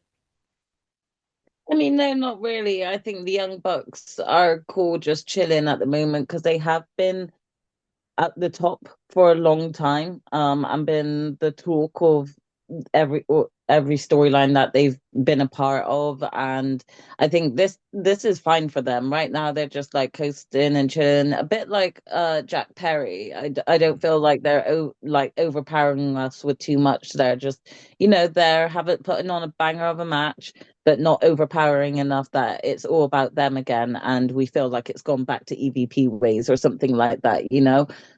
So I don't mind it, to be honest. Yeah, right down. And Jack Seals should say with Ricardo, he did get the biggest reaction in this match, but maybe surprised me a little bit considering his booking. But he also dressed up as Young Buck. But as Monty said, he deserves to get punched in the face by Takeshita. He was itching for it from the beginning of the match. So this needed to happen in order just to get things going between them. But it was highly entertaining, as Monty said, and I think that this worked perfectly. If I was Takeshita, I too would walk out. I'd be like, "Well, fuck this! Why am I working with this guy? I'm so sick to death of this. I just want to take him out myself." So Mm. you know, It I would have done exactly the same as him. So well, we've I'm ready to see these two like just well, we yeah. take it out. But I say we've done 300 shows together, and get that feeling from you every time we do one. Likewise. So out of five, then Monty, what would you give it? I give it a 4.5. Really good. Gina, Yeah, I'll go 4.5 as well. and Jax. 4.5 from me too. Yeah, I'm going to give it 4.5. Predictions, we went Bucks. So Monty's on 4, the rest are on 3. And almost exactly a year after his last match, Chris Jericho stepped back in the ring for the first time to take on Ricochet, who had Bishop Khan and Tora Leona in his corner. The fans began chanting "bald" at Ricochet as they got started. He complained to Aubrey Edwards about Jericho slapping his head, but she didn't care in the slightest. After Jericho had some fun, Ricochet took control. He used his cronies to interfere, and while he distracted Aubrey to get an unfair advantage, but the former AEW World Champion found ways to battle back.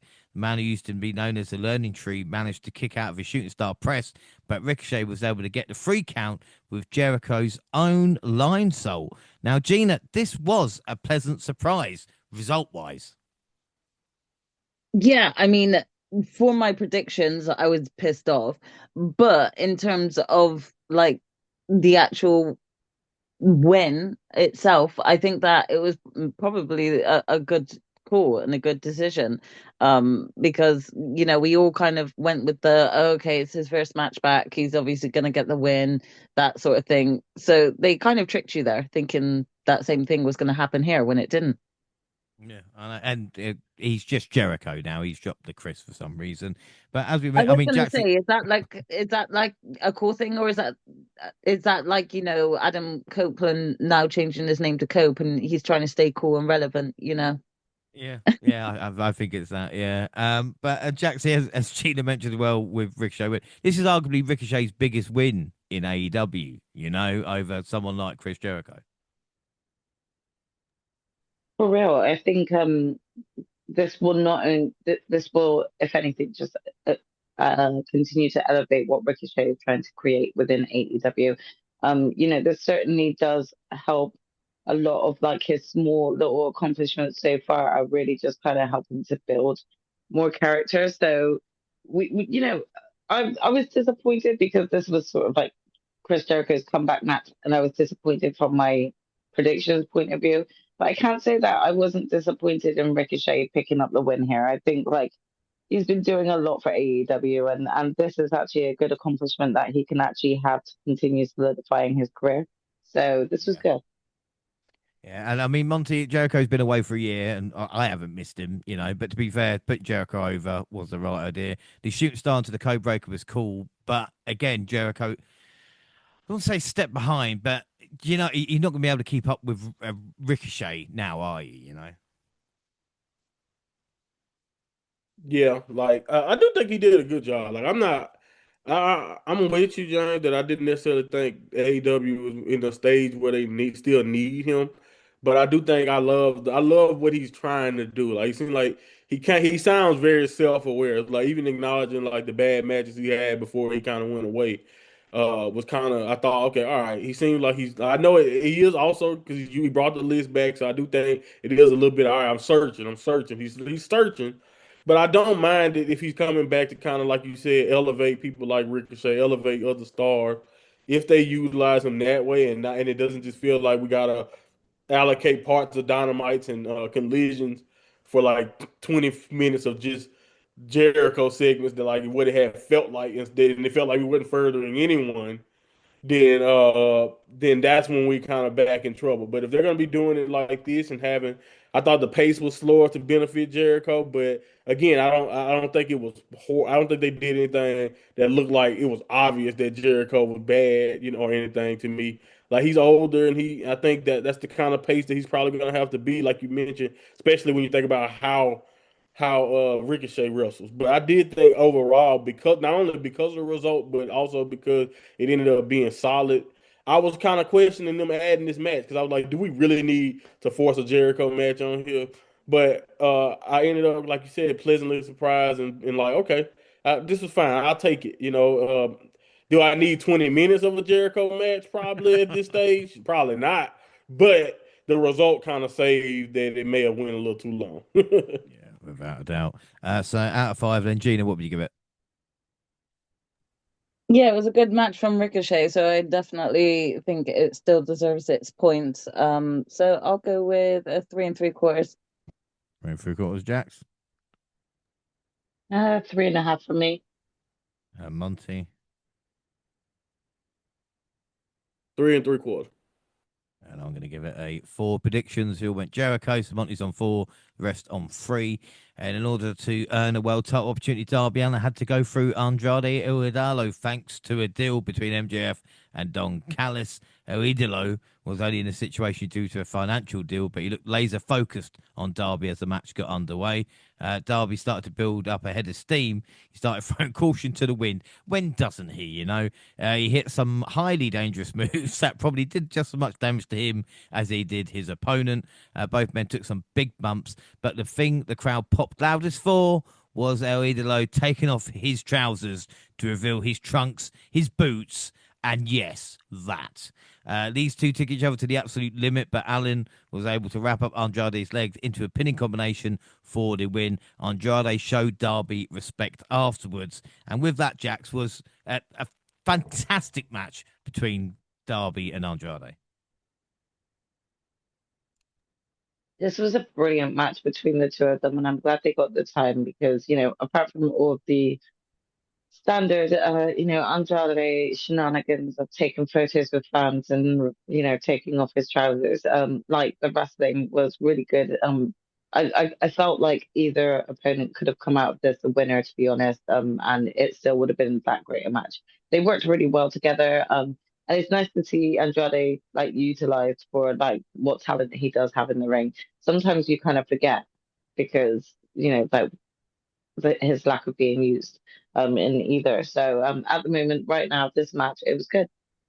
Yeah, I mean, Andrade is on a different level right now, and Monty, the crowd want to love him. I just want him and Takeshita to kind of team up to take on like the Don Callis family, if you know what I mean. Even though maybe the story's not about that right now. Yeah,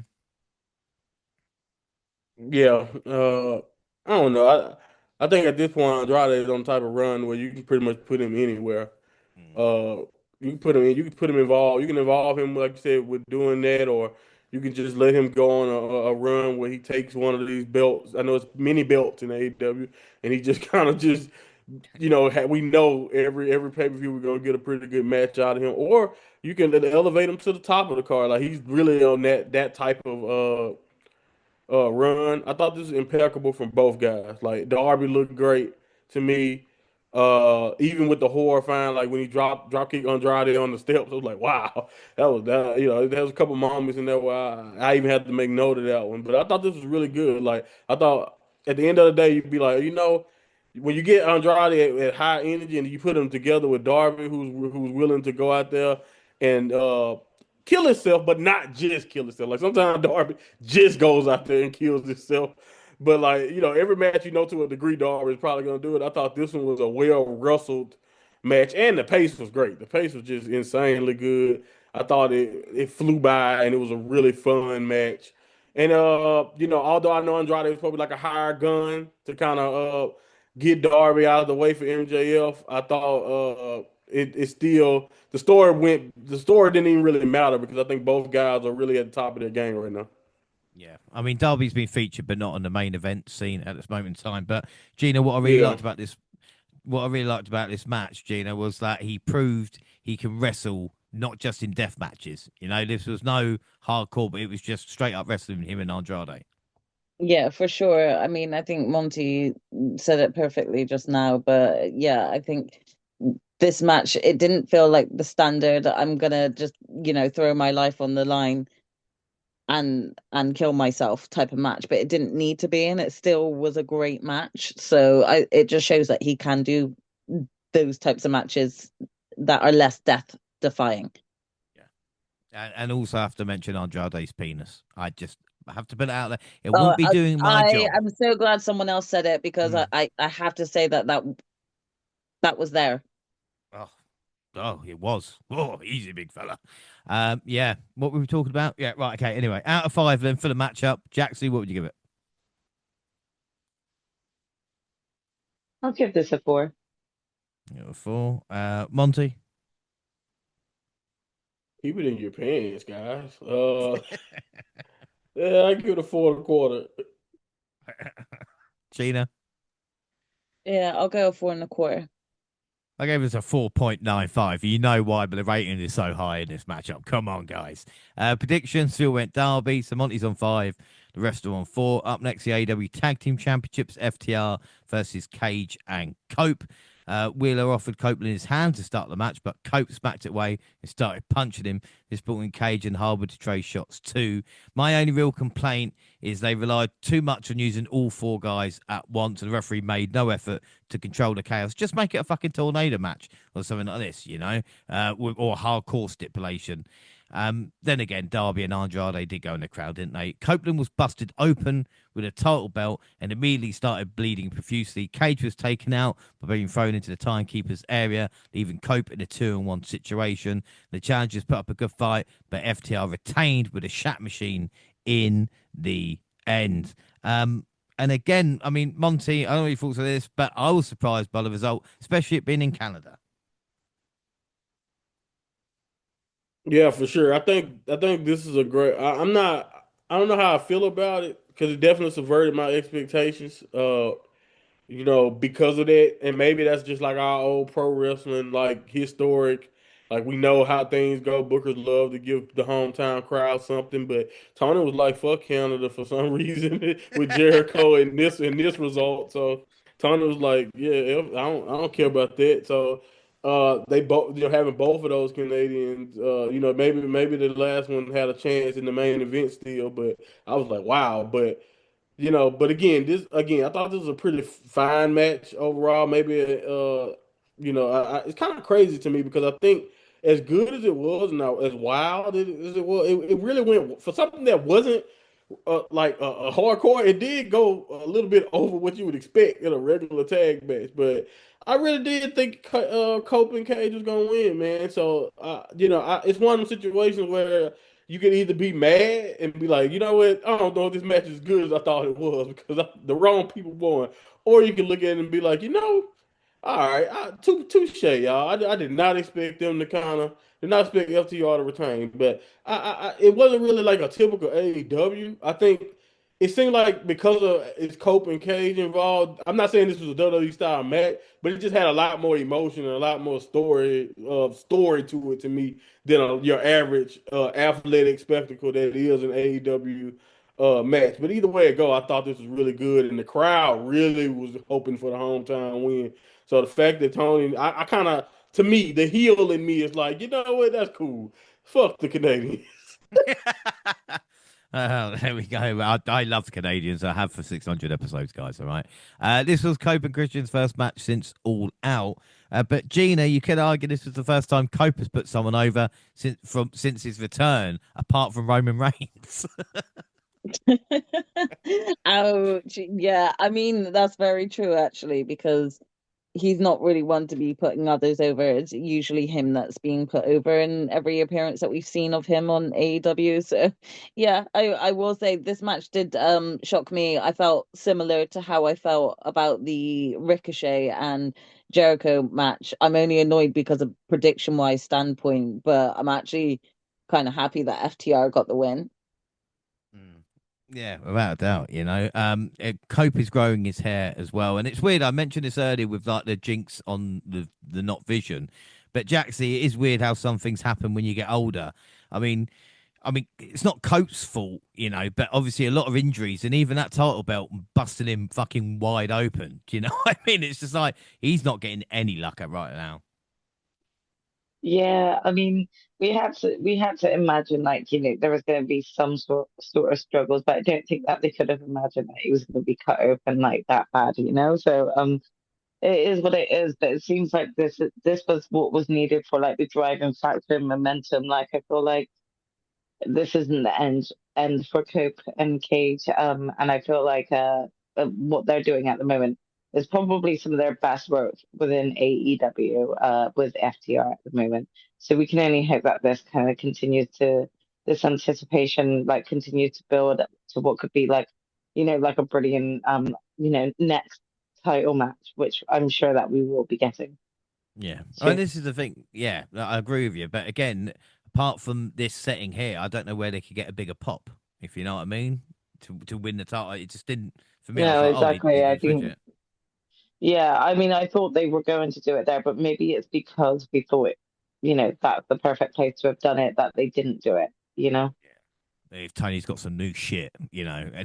he's trying for He's like, you're dynasty. not ready yet. Give it a month. Right, so scores then, Monty. What would you give this one?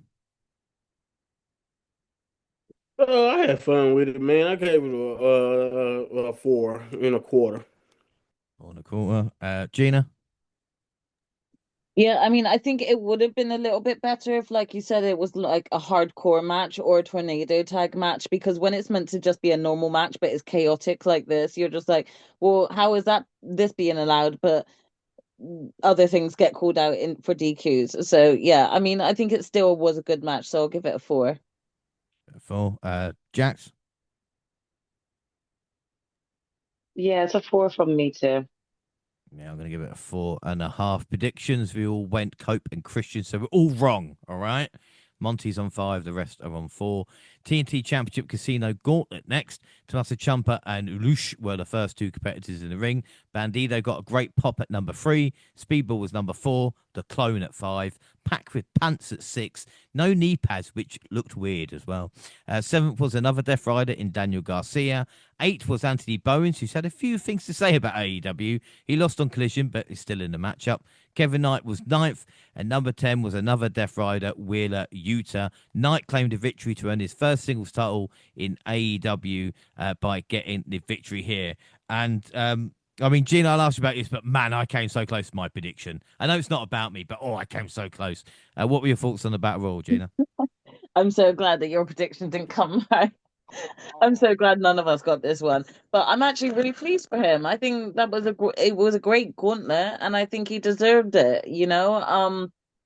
I was a little bit confused on why they even bothered to give them back the trios belts to have them lose it again, but I know that like things like injuries got in the way here, so that's why maybe it doesn't seem. Yeah, in some ways you could think, oh, they had them drop those belts, but we're gonna just let Kevin Knight get this belt instead.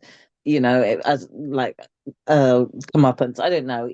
Either way, it still worked for me. I think he deserved it, and the gauntlet match was enjoyable to watch as well. I think everybody involved deserved that spot to be on this show, and it was nice. Yeah. And again, I mean, Jaxie, Tony's got to learn though. Like this could have been on the pre-show, and then when it got down to like the singles match or the pin or whatever it was, then you start the pay-per-view. He's done that before with other matches, and then we could have saved Yeah. some of the 0 hour, you know?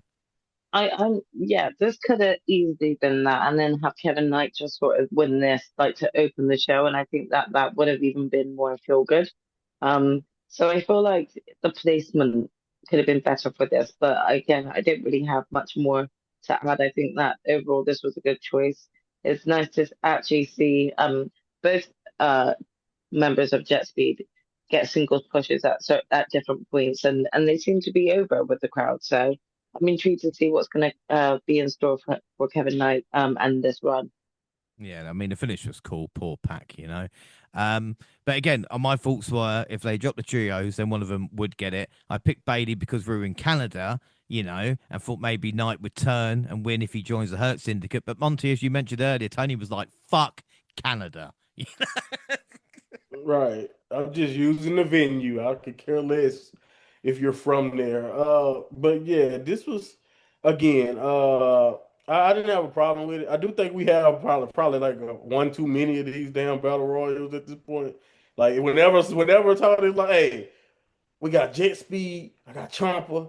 How can I get these guys on the pay per view because they're not involved in something directly? Let's just do a vacant battle royal, and and then I get it. I understand the Fletcher thing may have made this the idea. I just love that he's like, hey, let me continue to flex how much talent I have by forcing these guys on the shows. But again, I thought it was fine. I probably haven't really been invested in one of these complete. Oh, I didn't think.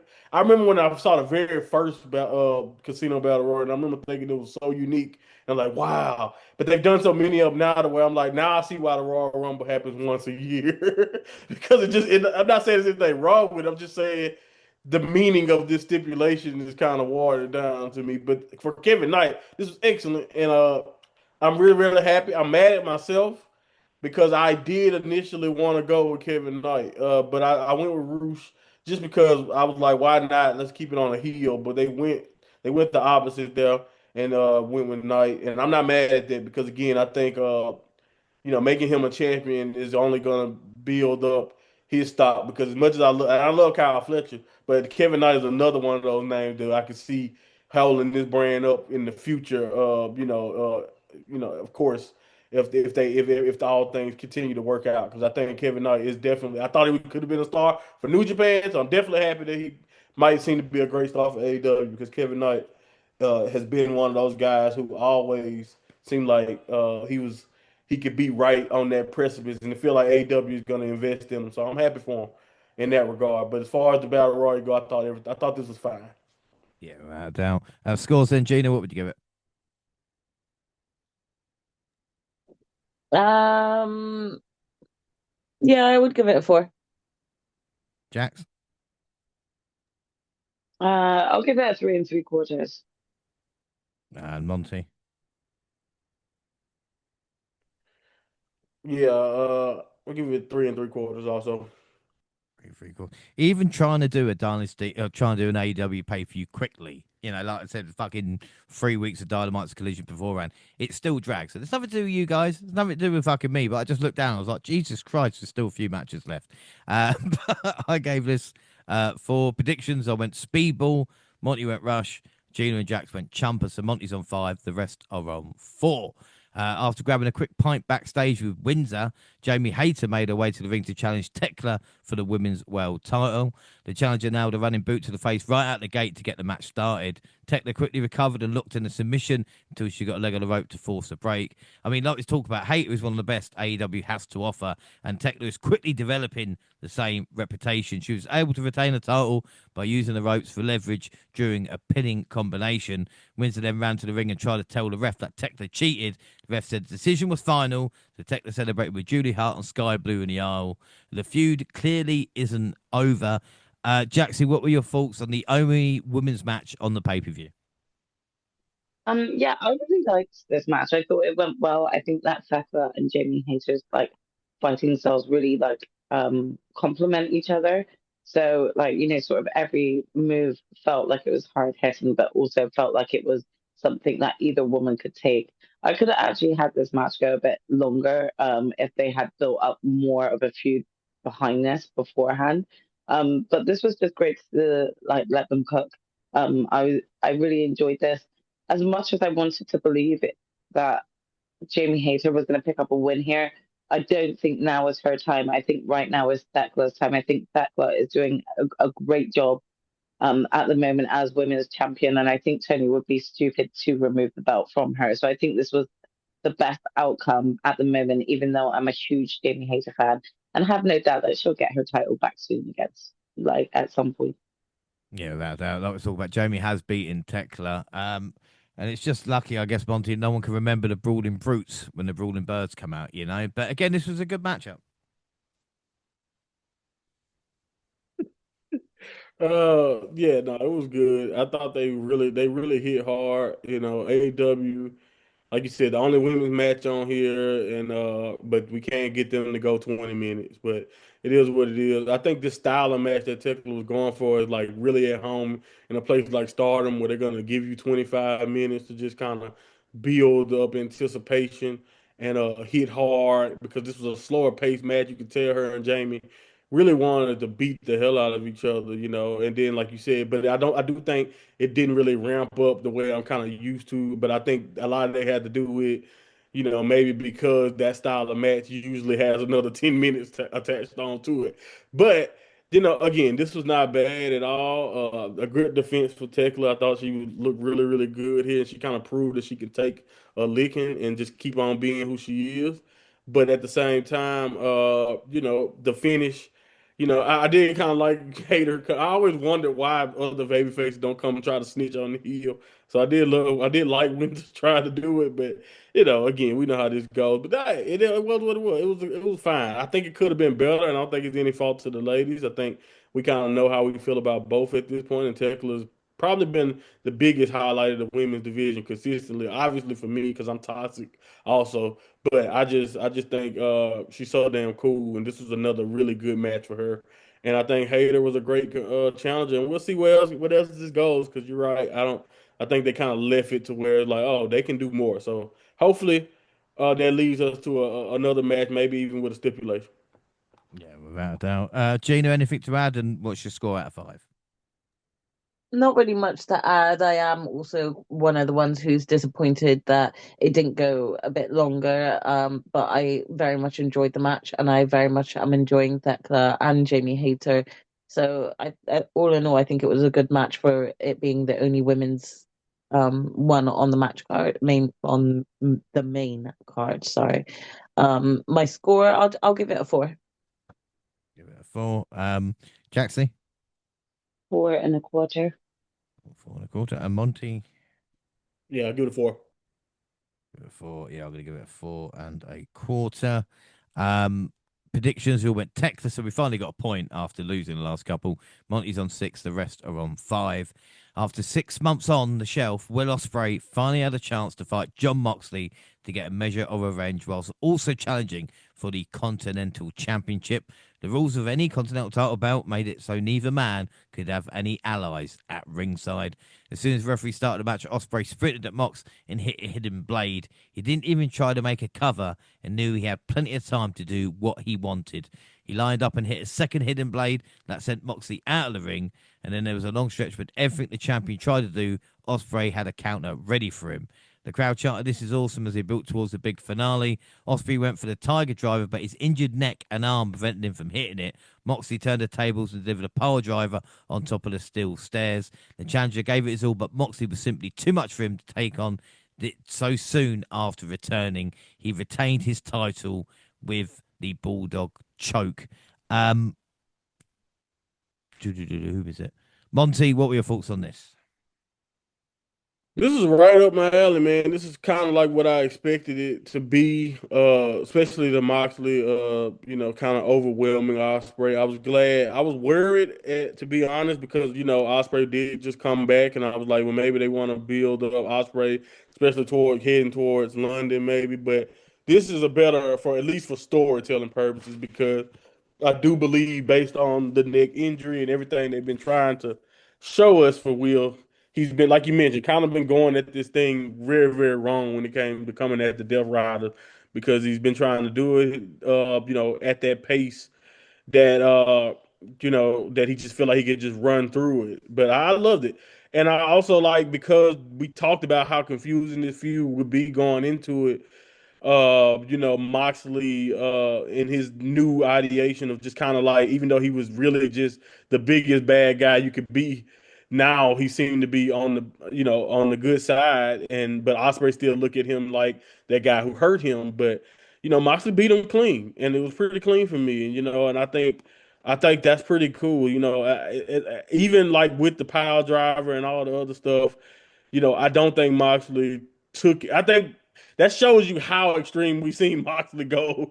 That I don't think he was as brutal as he probably could have been to Osprey in this match, and he just kind of overwhelmed Osprey because Osprey is, like you said, not ready for that caliber of opponent with this, just this soon from his injury. So I thought the story of it really had me really into this match, and I really like this overall, and even the result. As much as I wouldn't have minded Osprey coming back and getting a win. I think Moxley winning it this way is a better for, and at least for the Angles point of view, for where Osprey may be going long term. But again, I thought it was a very solid match. It wasn't maybe a classic or anything, but I do think it was really good. Yeah. Yeah, without a doubt, I completely agree with that. And again, Gina, we've got to credit Mox a little bit for making the Continental title mean something, because we've got so many championships, but at least with Mox, I'm like, oh, I know what the Continental title is. Yeah, for sure. The Continental title feels quite prestigious, just as big as, well, maybe not as big as the, world titles, but still, it still feels prestigious up there. And I think that is a big part of Mox being the champ and what he's done with it. But again, this match was just awesome. It was just still awesome to sit through and just watch this. Like Monty said, this is my type of match. And there was a scene where like Mox had hit Osprey and he hit a hidden blade before passing out himself, and it was just the coolest thing ever. It was, if you're going to watch a match, watch this match. Yeah. I mean, I had a theory that the story is Will can't win without Callum Newman or someone by his side, but tonight it was about he came back too soon to beat Moxley and Jax. Again, it's not arrogance from Will Ospreay, but as we talk about, Mox is, one or two in AEW, so Will to come back. And plus, Ospreay got the victory on Dynamite, which made me think, yeah, no, not happening at the pay per view. Do you know what I mean? Yeah. I mean, to be honest, I think, this is one of those things where Osprey, had a little bit of sort of like mm, what you would call sort of like the TV moment of thinking the good guy gets to come back from the injury and prevail. I think he felt like that was kind of how this story was going to play out. And I think a lot of people do not want to actually be listening to what Mox is saying, and Mox is the one producing results right now, you know? So as much as people want to hate on him, it's also like if you're gonna listen to him, then maybe you might learn a thing or two. So who knows? We'll see what's to come from Osprey's loss here. There could be some interesting things that he may discover about himself. But this match really what just left me very much intrigued for more between the two of them. I think they worked so well together. As my sister said, there were just some like specific moments where Will Ospreay was just pulling out the hidden blade from nowhere, and it was just for me an instant classic from that point of view. So I was just enjoying every aspect of this match, and I think ended up watching it twice because of like just the certain parts like I felt like I blinked and or looked away for 1 second and missed something because these two just neither one really wanted to like give up. So it was just an incredible bout between the two of them, and I could actually just watch these two fight in an ongoing war, and I don't think I would get bored with the caliber of like effort either man puts into their matches. Um, yeah, overall, I think this was one of my favorite matches of the night, if not the favorite match. Yeah, I enjoyed the position of this and the card in general, actually, apart from maybe a couple of tweaks. I bet Renee thinks Will is a cunt, but just can't say it. And Danielson was great on commentary as well. So out of five, then, Monty, what would you give it? I give it 4 3/4. 4 3/4. Gina? Same, 4 3/4. Jax? Same. I gave this a 5. Predictions, we all went Mox. So Monty's on 7, the rest are on 6. Orange Cassidy and Roderick Strong had a special entrance with a sitcom set on the stage. Their third mystery partner was revealed to be the returning Carl O'Reilly. They challenged Gabe Kid, Clark Connors, and David Finney for the Trios Championships. Clark humped the sofa. Gabe pissed on it. Yeah, you can't teach them all, can you? Finley and Carl O'Reilly started for their teams. The crowd was singing to O'Reilly as he wrestled his opponent down and put him in a headlock. Just days after we saw Mystico Jet Speed drop the titles to the Dogs, we got another title change with Carl O'Reilly Strong and Orange Cassidy scoring a win, become the new champions. I mean, it's a high energy match from bell to bell. The crowd was surprised and excited to see another title change so soon. So I suppose that worked. But again, Gina, it's so fucking difficult to keep track of champions if you're going to keep doing this, you know? Yeah, I truly don't know if this was actually planned or they had to call the audible because of the injury for Gabe Kidd. Um, because I don't understand why they would have taken the trios belts off of Jet Speed if you were just going to have them lose the belts here at Dynasty. You know, why bring the dogs in to make them look like they're all mouth and no action when they're just taking L after L, and it seems to be injuries that cause these L's, you know. It's just unfortunate. I really do feel gutted because I actually like the War Dogs, and I was excited to see what they were going to bring, but they've not had a good start. They've not had a good start to their AEW run. And I just hope that this doesn't hurt them for when they do come back fully back from injuries and stuff, you know, as a collective. But still, I'm not gonna lie, I'm just a bit over Orange Cassidy a little bit. And so the gimmick with him and Roderick Strong and Kyle O'Reilly, and it wasn't my favorite, but congratulations to them, I guess. Yeah. Yeah, I mean, like I said, Gabe injured his shoulder. It's affecting New Japan plans. He was meant to face Ryota Tsuji for the global title, and that's no longer happening. And the match here basically fell apart because of it, you know. But Jackson, what I felt was quite weird was nearly everyone on this card had either been out ages or with injuries for absence, you know. So I went through the card and I was like, Jack Perry, Chris Jericho, Darby and Ah, Andrade, yeah. Cope, Fletcher, obviously his Mm, vacant title, Jamie Hayter, yeah. Will Ospreay, Kyle O'Reilly, Hmm. Kenny Omega in the fucking Gabe, main event. Do you know what I mean? yeah, and It's just Gabe Kidd, like, uh, at this point, you want to say, "Oh my gosh, is it the company? Are they doing something?" But it is completely all just sort of like on the wrestlers, like and the way that they're delivering things. It's just a bit messy. It's a bit chaotic, you know. But again, I can't help but this. Just like my sister expressed disappointment in sort of like how the current run for the War Dogs have gone because they really have not had a great start to their AEW sort of debut as it is. So yeah, I really hope that things look up for them at some point.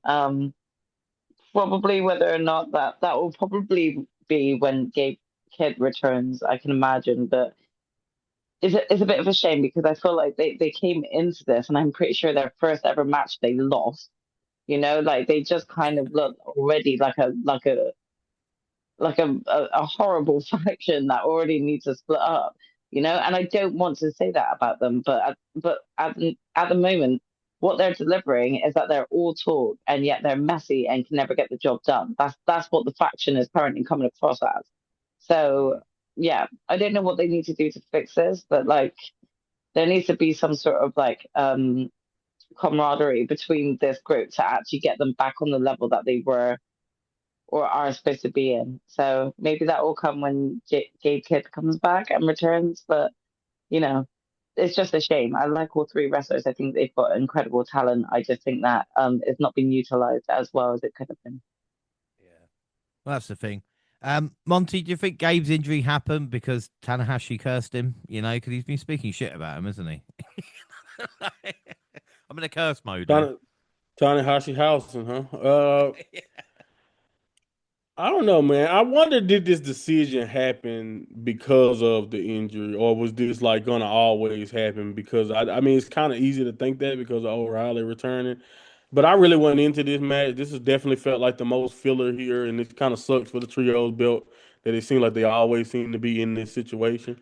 And also this match wasn't it was only barely it was like just literally 10 minutes. So it's like I wonder how much did the injury play a factor in like the decision making and like why the match just felt so disjointed in general. But I'm pretty sure it did. But as far as Gabe Kidd goes, and like it's some shit luck right there, man. And like I said, as far as the dog goes in general, I'm not saying they're doomed because whatever, but it is one of them risks that you kind of take when you jump ship like that from a place where you are definitely going to be the priority because New Japan needs you, and then you go to a place like AEW where you're not necessarily the priority. So I don't know what this means for them. I'm not saying they won't have a good run but like you said, it is kind of weird. It's been a tough start for them, at least when you think about the way things feel and seem.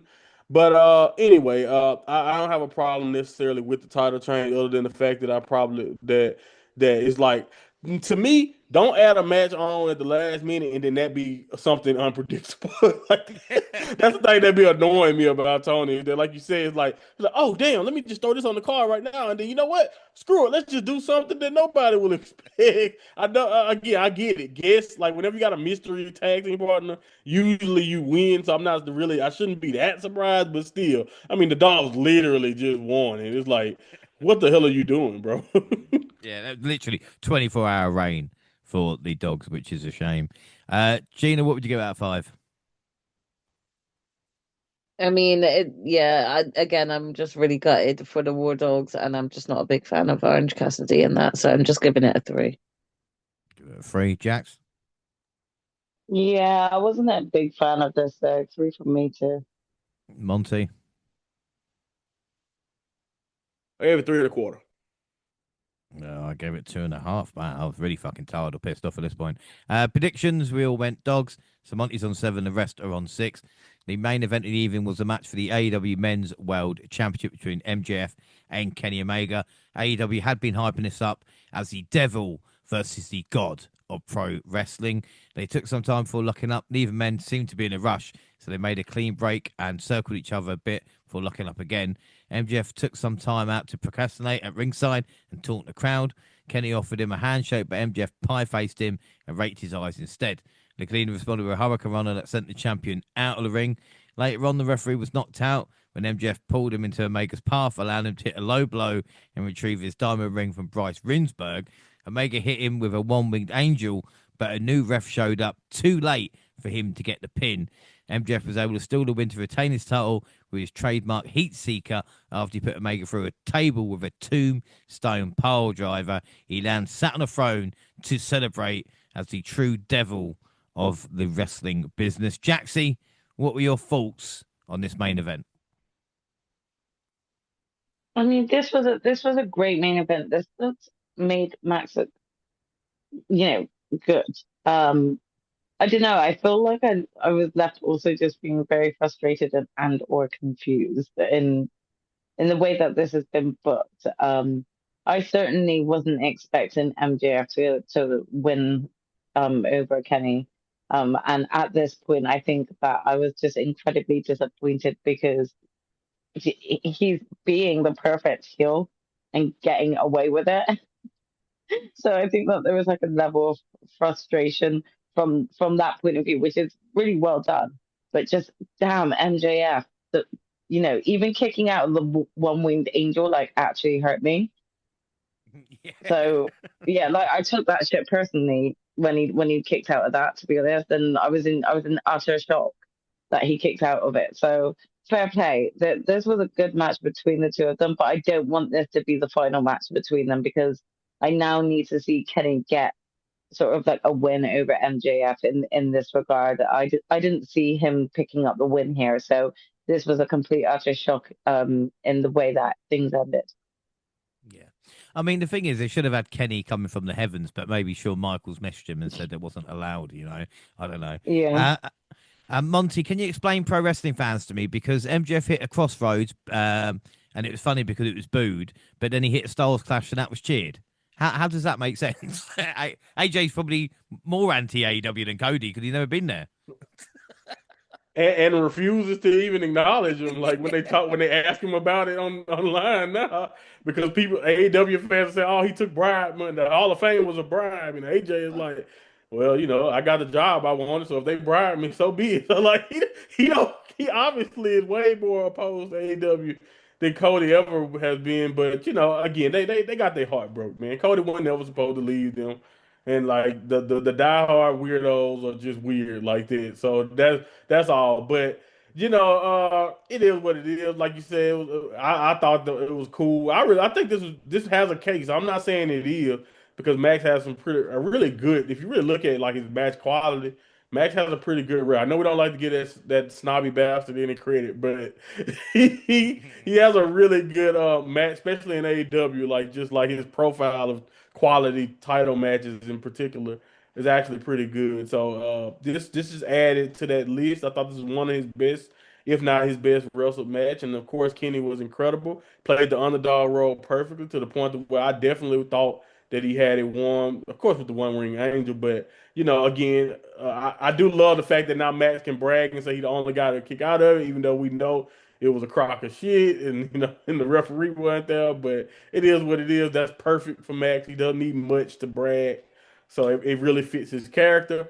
And yeah, I took a chance when I picked Kenny, mostly off of emotion. This is one of the situations where it's kind of like the CM Punk pick for me, where I was like, hey man, I really want him to become world champion this year, based on everything he'd been through. So it would have been a nice moment to me. And because of some, I don't know if we'll talk about it, but because of something that happened after this, I was kind of annoyed that he didn't win it. But hey, it is what it is. This match is great, and this is the second time now. Another reason why I went for Kenny is the second time I know Kenny has kind of lost a high-profile big match to Max. So I do agree with you. I think Jax that yeah, at some point we're going to get a third match, and hopefully Kenny will prevail because he's put Max over big twice now. So we'll see. But I think this is not over for Kenny though. Kenny will get to the top of the mountain. I guess the timing is just not right now. I do not believe Kenny will not become world champion again. So it is what it is. But I think this is a really good showcase for Max, and how could you doubt him? He looked great on that throne, and it was a great moment for him. Yeah. And I think that's the thing. I mean, Gina, this is the question, isn't it? How many big matches has Kenny Omega got left? And also, will Tony Khan learn that after like 3.5 hours to then put on the main event for 45 minutes is maybe a bit too long? And I don't want to complain about it because how good the main event was, if you know what I mean. Yeah, it's definitely not a bad thing because the match itself was really great. If it was 45 minutes of a shit match, that would be even worse.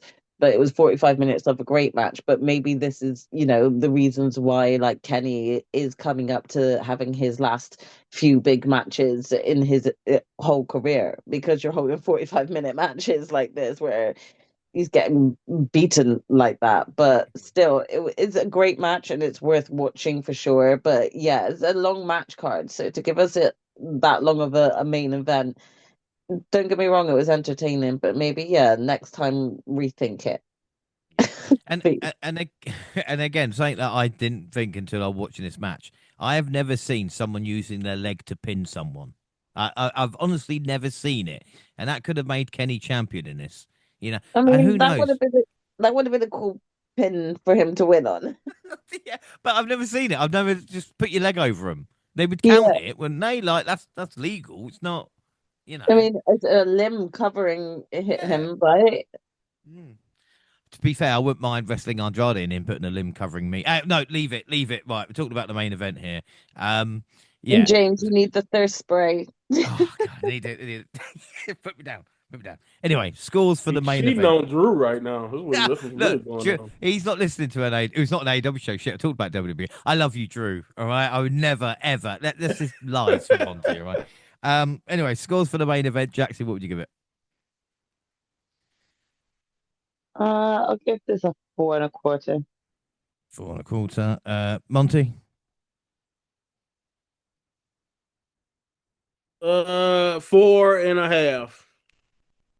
Gina. 4.5.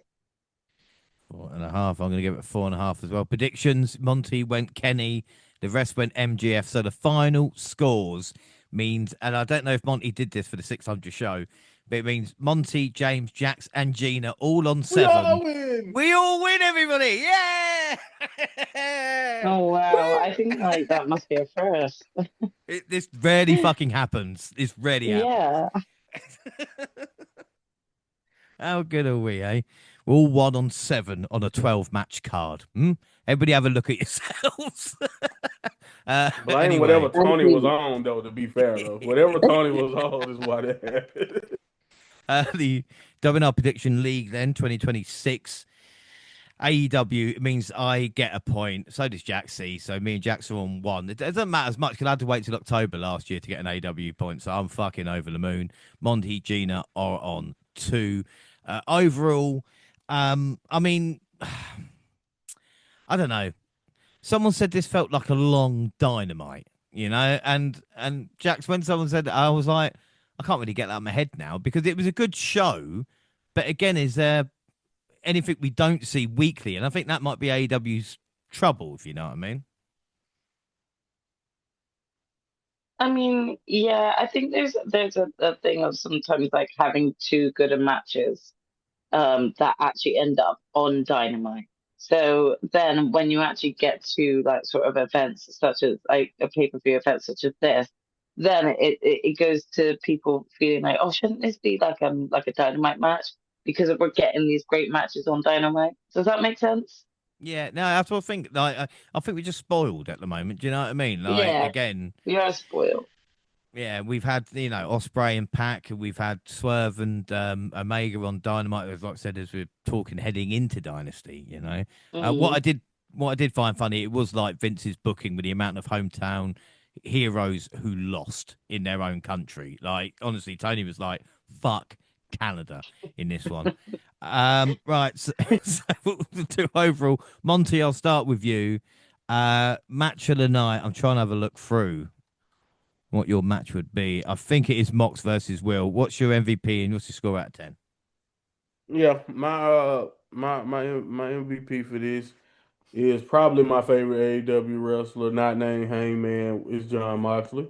That's just I'm biased, John. At this point, I'm arguing with all my Shield fans out there that he's better than Roman and Self. We can talk about that a whole nother argument, a whole nother day. But at this point, his career, to me, I'm that biased towards Moxley at this We'll point. I'm have a not mass saying debate at some point between us, all right? right.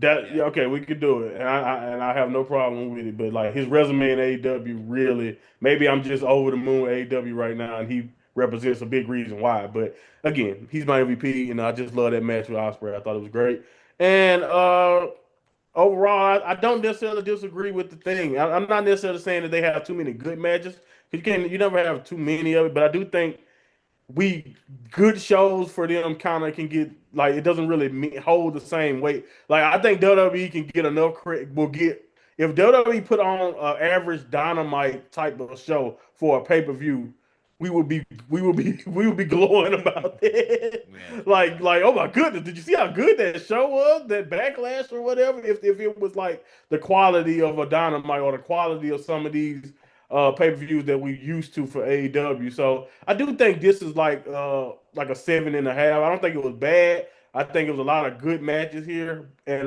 but I just think for AEW standard, it just ended up being one of those filler pay-per-views that ended up being a good show, but just like you said, nothing really major. Felt like a placeholder as far as other than like some moments for Kevin Knight and stuff like that.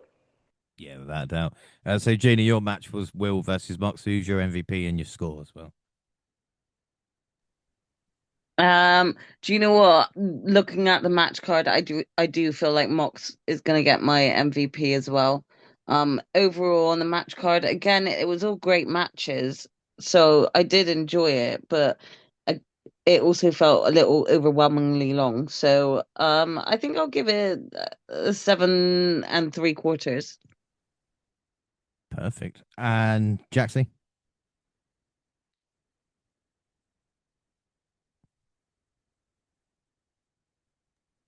I think I'm gonna give MVP to both Mox and MJF as much as I don't want to, but I'm just like completely shocked that he was able to kick out of the one winged angel, and that to me is a complete shock. So I'm gonna have to give it to MJF as well. Obviously, match of the night I think is Mox and Will for me as Yeah. well. Overall, I'm gonna give this an 8.25. And I think that's just because again the caliber of the matches and just uh, call me a bit silly, but like just kind of like when I'm looking at it right now, comparing to what we got delivered on WrestleMania over 2 nights, like I can't help but feel like this is what WWE should be doing with their matches. There was like hardly any ads. The matches were a decent length of time and actually gave time to their wrestlers. It just overall, I think like this is like the type of content that they could be producing. You know, overall, I just think that like Tony really just showcased all of the talent well for what we got on the card. So You make an excellent point, actually, because I didn't even think about that. Because, and I'll never say that often. Yeah, mm. WrestleMania, WrestleMania night 1 and night 2. I'm pretty sure were 4 hours long. So again, Mm, if you take the 0 hour off here, you're basically for an extra mm, 15 minutes getting this kind of action. So yeah, I think that sometimes exactly. we forget about it. My match is obviously going to be Mox and Will. My MVP is going to be Ricochet and, of course, Andrade's penis. And then score out of 10, I'm going to give it an 8.5. I wasn't going to, but let's just cover Dynamite quickly, shall we? April 15th, MJF arrived to the arena, was immediately approached by Renee Paquette. He bragged about his recent accomplishments, including beating Kenny Omega. Don Callis congratulated him and apologizing for the Andrade thing, but MJF didn't know who he was or didn't even know El Idolo had lost to Darby on Dynasty. Renee said that he needs to go kick off the show and face Darby Allin with the AEW title on the line. Allen took the mic and said if he's not ready now, he never will be ready. Talked about sacrificing his blood for the company, and he started just 10 miles away at the Buddy Wayne Academy. Brian Danielson stood up at the announce table and said Tony Khan sent a message that MJF will have to wrestle in the main event. I got flashbacks of the anonymous GM at that point. Tommaso Ciampa beat Desmond Xavier. I mean, how mad is that? That is an AEW match, Will and Kenny had a heart to heart. And I've got to say, Monty, this was really well done because, again, we've talked about Kenny Omega and him not knowing how many big matches left. And Ospreay, like I said, the similarities between the two have to be mentioned. I think that's what made it so cool is that if you knew both of their stories and how they both seem to be a couple, Kenny way less when it comes to injuries and like how much of a role there, but even Osprey feel like 1 or 2 major injuries away, or or not even that long. Maybe 2, 3 years from now, both of these guys could be a done with wrestling completely, whether it's through injury or just like their bodies having enough. So it really did. Was sitting watching them sit there and be real life emotional about like falling short and just how banged up they were, and him having to kind of talk Kenny into it. I love that, and I love I love that pep talk because it just felt like even for me as a Kenny fan and watching him lose, I was like, you know what? That's cool to see that we're gonna long term this. And if he finally, whenever we finally do get and Kenny can cross that mountain, it's gonna be so cathartic for not even me as just a big Kenny fan, but just like for Kenny himself and just for everything he's been through because his life was almost cut short legitimately. So it conjured up real emotions. And like I said, AEW gets a lot of slack for just being wrestling, just being athletic, just being for the sickos and being crazy stuff like that. But that was beautiful storytelling, just letting them sit there and be raw and emotional with each other. If you didn't feel anything from that, I don't know what you're watching. So I think AEW does deserve to get credit, for Yeah. storytelling like that too. And it really was. It was quite emotional. Kenny said maybe there's still a chance. FTR gloated. We got the first of 3 title matches, which saw Claudio Castagnoli challenge Kevin Knight. It's a solid back and forth, and Knight got the win to retain his title. And he gave a promo to his home state crowd of Washington and gave props to Claudio for a good fight. Oh, so we're in Washington. It's fine now. We're back in America, but God, fucking you in Canada, you're going to lose. Gina, were you surprised Claudio was used in this way? Because again, we talk about how successful Mox is, but the rest of the Death Riders are feeding off scraps at the moment, and I was like, oh, Knight over Claudio. Okay. Yeah, I mean, I wasn't mad at it. I think Claudio is so good, and he makes anyone he wrestles with look so good. I was, yeah, I wasn't mad at it, to be fair, but I do feel like that, yeah, Mox does seem to be the one who's taking all the wins, and the rest of them are there to take the L's. Yeah, Claudio and back like, can we have an opportunity? He's like, shut up. It's not about you, is it? It's about me. The Demand beat up Jericho. Will Ospreay beat Hit Cesaro. Mark Davis attacked him from behind and hit a pole driver. Tekla appeared in the crowd when Mike and bragged about beating Jamie Hayter until Alex Windsor came out and fought an attack from Judy Hart and Sky Blue. Up next was Camille challenging Willow Nightingale for the TBS Championship. The Babe with the Power squeaked out the ring to retain her title.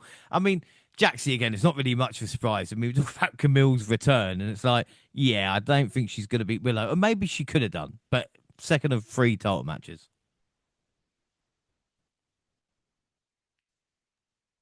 Yeah, I'm not sure what they were looking to achieve here. This is a little bit where I start to question Tony and his motives for some of the things he does and whether or not he hits go whilst, like immediately after just like hitting one off or something. And he's like, yeah, let's hit go now. And then immediately thinks, shit, we should have started with this. Mm. So I don't know. Uh, this is a bit of a weird one because it's not like I don't want any other woman to get a push right now, but I think that the way that they're going about it feels a bit messy. Yeah. Or is that No, just me? no, I completely agree with you. It's all over the place at this Okay. moment. It's like Yeah. even where's like Thunder Rosa and those types? Do you know what I mean? We're not Exactly. building Well, the I, pace. G and I were having like this discussion earlier, and I know that some people might want to like go up and have a big argument against this, but where's the likes of like Nyla Rose and things like that? Like I could imagine Nyla Rose probably having a really good one-on-one against Megan Bayne, or just even the likes of Camille, or any other person. Like you've got Sheila, who is currently in the tag division, but she's also kind of gone heel. You've got like loads of original AEW content women, like including Thunder Rosa, that you're just kind of not utilizing when they're right there. So I don't know what Yeah. they're doing. Stop No, sleeping on these women. it's really weird. Sting showed up backstage to give Darby Allin a pep talk before he made his way to the ring for his main event world title match against MJF. Now, Monty, come on, man. Sting shows up. At this point, he's like, fuck, he's going to win a title. He's The going to win a fix is title. in. Oh yeah, he was doomed. I knew it. I was like, oh my goodness. I know. I was like, wow, wow. I was just, yeah, yeah. It was official at this point. Nah, I knew he was winning the title at the very beginning of AEW, and he came out crying like a little child. And I was Yeah, like, but his, "Why are his you dad already was there, crying?" though, Fair, to be fair. To be fair, his fair, dad but was there. like, No, that right, that and you can break solidified his it. That heart. Like you can solidified it. still, But right. like, I agree, but like you, ain't no way I'm crying like that unless I'm actually getting the opportunity to win. And I've already just been told backstage, so I am shitting a brick right now and doing this promo because I know I'm getting it. So no, that's yeah, fair. maybe I That's can't fair. really read But into you still can break his heart. That's what I'm saying. But it was like you it. still can be like, oh, he got that emotional and he still fell short, or he gets screwed. You could have, But you could have. but but when you see Sting, it's like, oh yeah, they not. It's done. Max is losing. Well, MJF handed Aubrey his diamond ring so she would have to turn her back to get rid of it so he could hit a low blow. But Darby got to pay back a moment later with one of his own. The risk taker then hit 4 coffin drops in a row, one from each corner, before using a side headlock takeover to get the win. And your new AEW champion is Darby Allin. Of course, MJF mocked and defeated Darby with a headlock takeover both at Full Gear 2021 and Double or Nothing 2022. And in 2026, Darby finally got his revenge by taking away the biggest prize in pro wrestling with a headlock takeover in his hometown. Gina, long-term storytelling. But what are your thoughts of Darby Allin as a new AEW World Champion? Um, I'm happy for him. I'm also annoyed for Kenny, because I don't know. In some ways, you're like, did Darby benefit from the match that Kenny had put MJF through? Did he take a benefit from that because of he was still hurt, I guess, or something from Kenny's match. But either way, I'm happy for Darby. I know he's been itching to have that belt. And like my sister said, he was fucking crying out there. So you can't sit there and have him cry on TV and then not get the belt. Otherwise, he'll just be seen as a big, massive joke. So, yeah, it is what it is. I'm looking forward to see what Darby does as the champion, and just see how MJF reacts to this as well, because we all know he's gonna throw all his toys out of the pram. So I am intrigued on where AEW storylines are going from here. So at least you could say that's a good sign in a way. Well, it is. It is, without a doubt. And we'll do the second part of Spring Break on our Double or Nothing podcast. And I finally got an email from Triller, we talked about earlier. I did switch. And they said, we're writing to let you know that AEW Plus is being discontinued. AEW and Ring of Honor pay-per-views are also no longer available to purchase on Triller. If you have an active AEW Plus subscription, it will end on your next billing date. You have full access to the pay-per-views you have previously purchased. But that is it. And with that, an end of an era of how I watch wrestling. I mean, it's crazy. I started a network. I'm just killing the fucking streamers right now. So Triller's down. And that is basically it. Jaxie, just get your thoughts, because we've talked about a lot on the show. But I'll just get you to wrap up AEW, because obviously we've had Dynasty. That was kind of overshadowed by WrestleMania. But Double or Nothing coming up is kind of one of their tentpole events, so to speak. Yeah, it, again, I think that any company has like its ups and downs, what works for you, personally and things like that. But I think if we're just kind of talking neutrally overall as like, a wrestling company, I think right now they've got a lot of talent. They're utilizing well. There's certain things that could be done better, just like there probably could be things done in other companies that other people would prefer. Um, but I think overall, we're used to the length of time given to an AEW pay-per-view match. That this works well. I think that there were a majority of matches on this pay-per-view that really did sort of put more of a spotlight on its younger wrestlers that actually could do with this push, and it was done very well. I'm not going to go ahead and say that like it was the perfect show, but I think that AEW right now are on their way to, being able to build and solidify upon young wrestlers' careers right now that are and influencing them in a way where I find other companies right now aren't doing as great in terms of like keeping that connection and that flow going. So, I want to praise what AEW are doing at the moment. It could be better, especially when it comes to the women's division right now. There needs to be a lot more progression and just a lot more tidiness when it comes to how much time they get given um, on not only just pay-per-views, but just sort of the normal roster and on the normal sort of weekly shows compared to like what the male roster do get. So hopefully we'll see these small improvements continue to be built upon. But so far it's been very entertaining and just enjoyable content to watch. Yeah, without a doubt. So that is it. Episode 600 is in the books. Don't forget, we're across all social media, X at the WNR Podcast. I'm at the WNR Pod James. You can find the entire WNR team on the banner. Jaxie, where can people find and follow you? You can find me on both X and Twitch at Jaxie Scarlett. And Monty? At my Monty Pod on the Twitter. And finally, Gina? You can find me on X and Twitch at Purple Pain. WNR also on Facebook and Instagram. Send us an email to WNRpodcast at gmail.com and YouTube, the WNR Podcast. We are celebrating 11 years of the WNR with shorts, my rise, clips, and anything else that we can find. And the podcast is live on YouTube and also on SoundCloud on your phone. Also Spotify and iTunes, where you can download, subscribe, rate, and review there. So that is it. Our next episode, Monty, we are going to NXT and doing Stand and Deliver. We are going to wrap up finally this whole kind of WrestleMania weekend, whatever it was before, anything like that, and finally get up to date. And then we're going to have Backlash and, of course, Double or Nothing. So we are just continuing here on the WNR. Until then, I've been James Rowlands and I was joined by the fantastic Jaxie Scarlett. Thanks for joining me, Jaxie, on the 600th show. It's been fun, and I'm looking forward to the next one. And happy anniversary to the WNR. Oh, thank you very much. And, of course, the mind of Monty. Monty, I mean, just thanks for sticking with us after I did those songs, you know? At this point, I have no choice. And, of course, the genius of Gina. What would I do without you, Gina? I just don't know. Yeah, don't know who you would direct your songs at. I have no idea. But thank you for having me, and thank you for a great 600 episode anniversary show.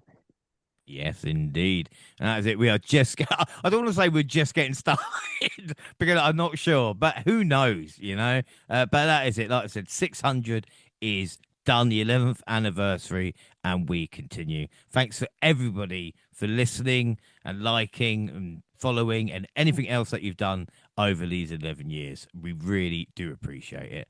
Bye, everybody.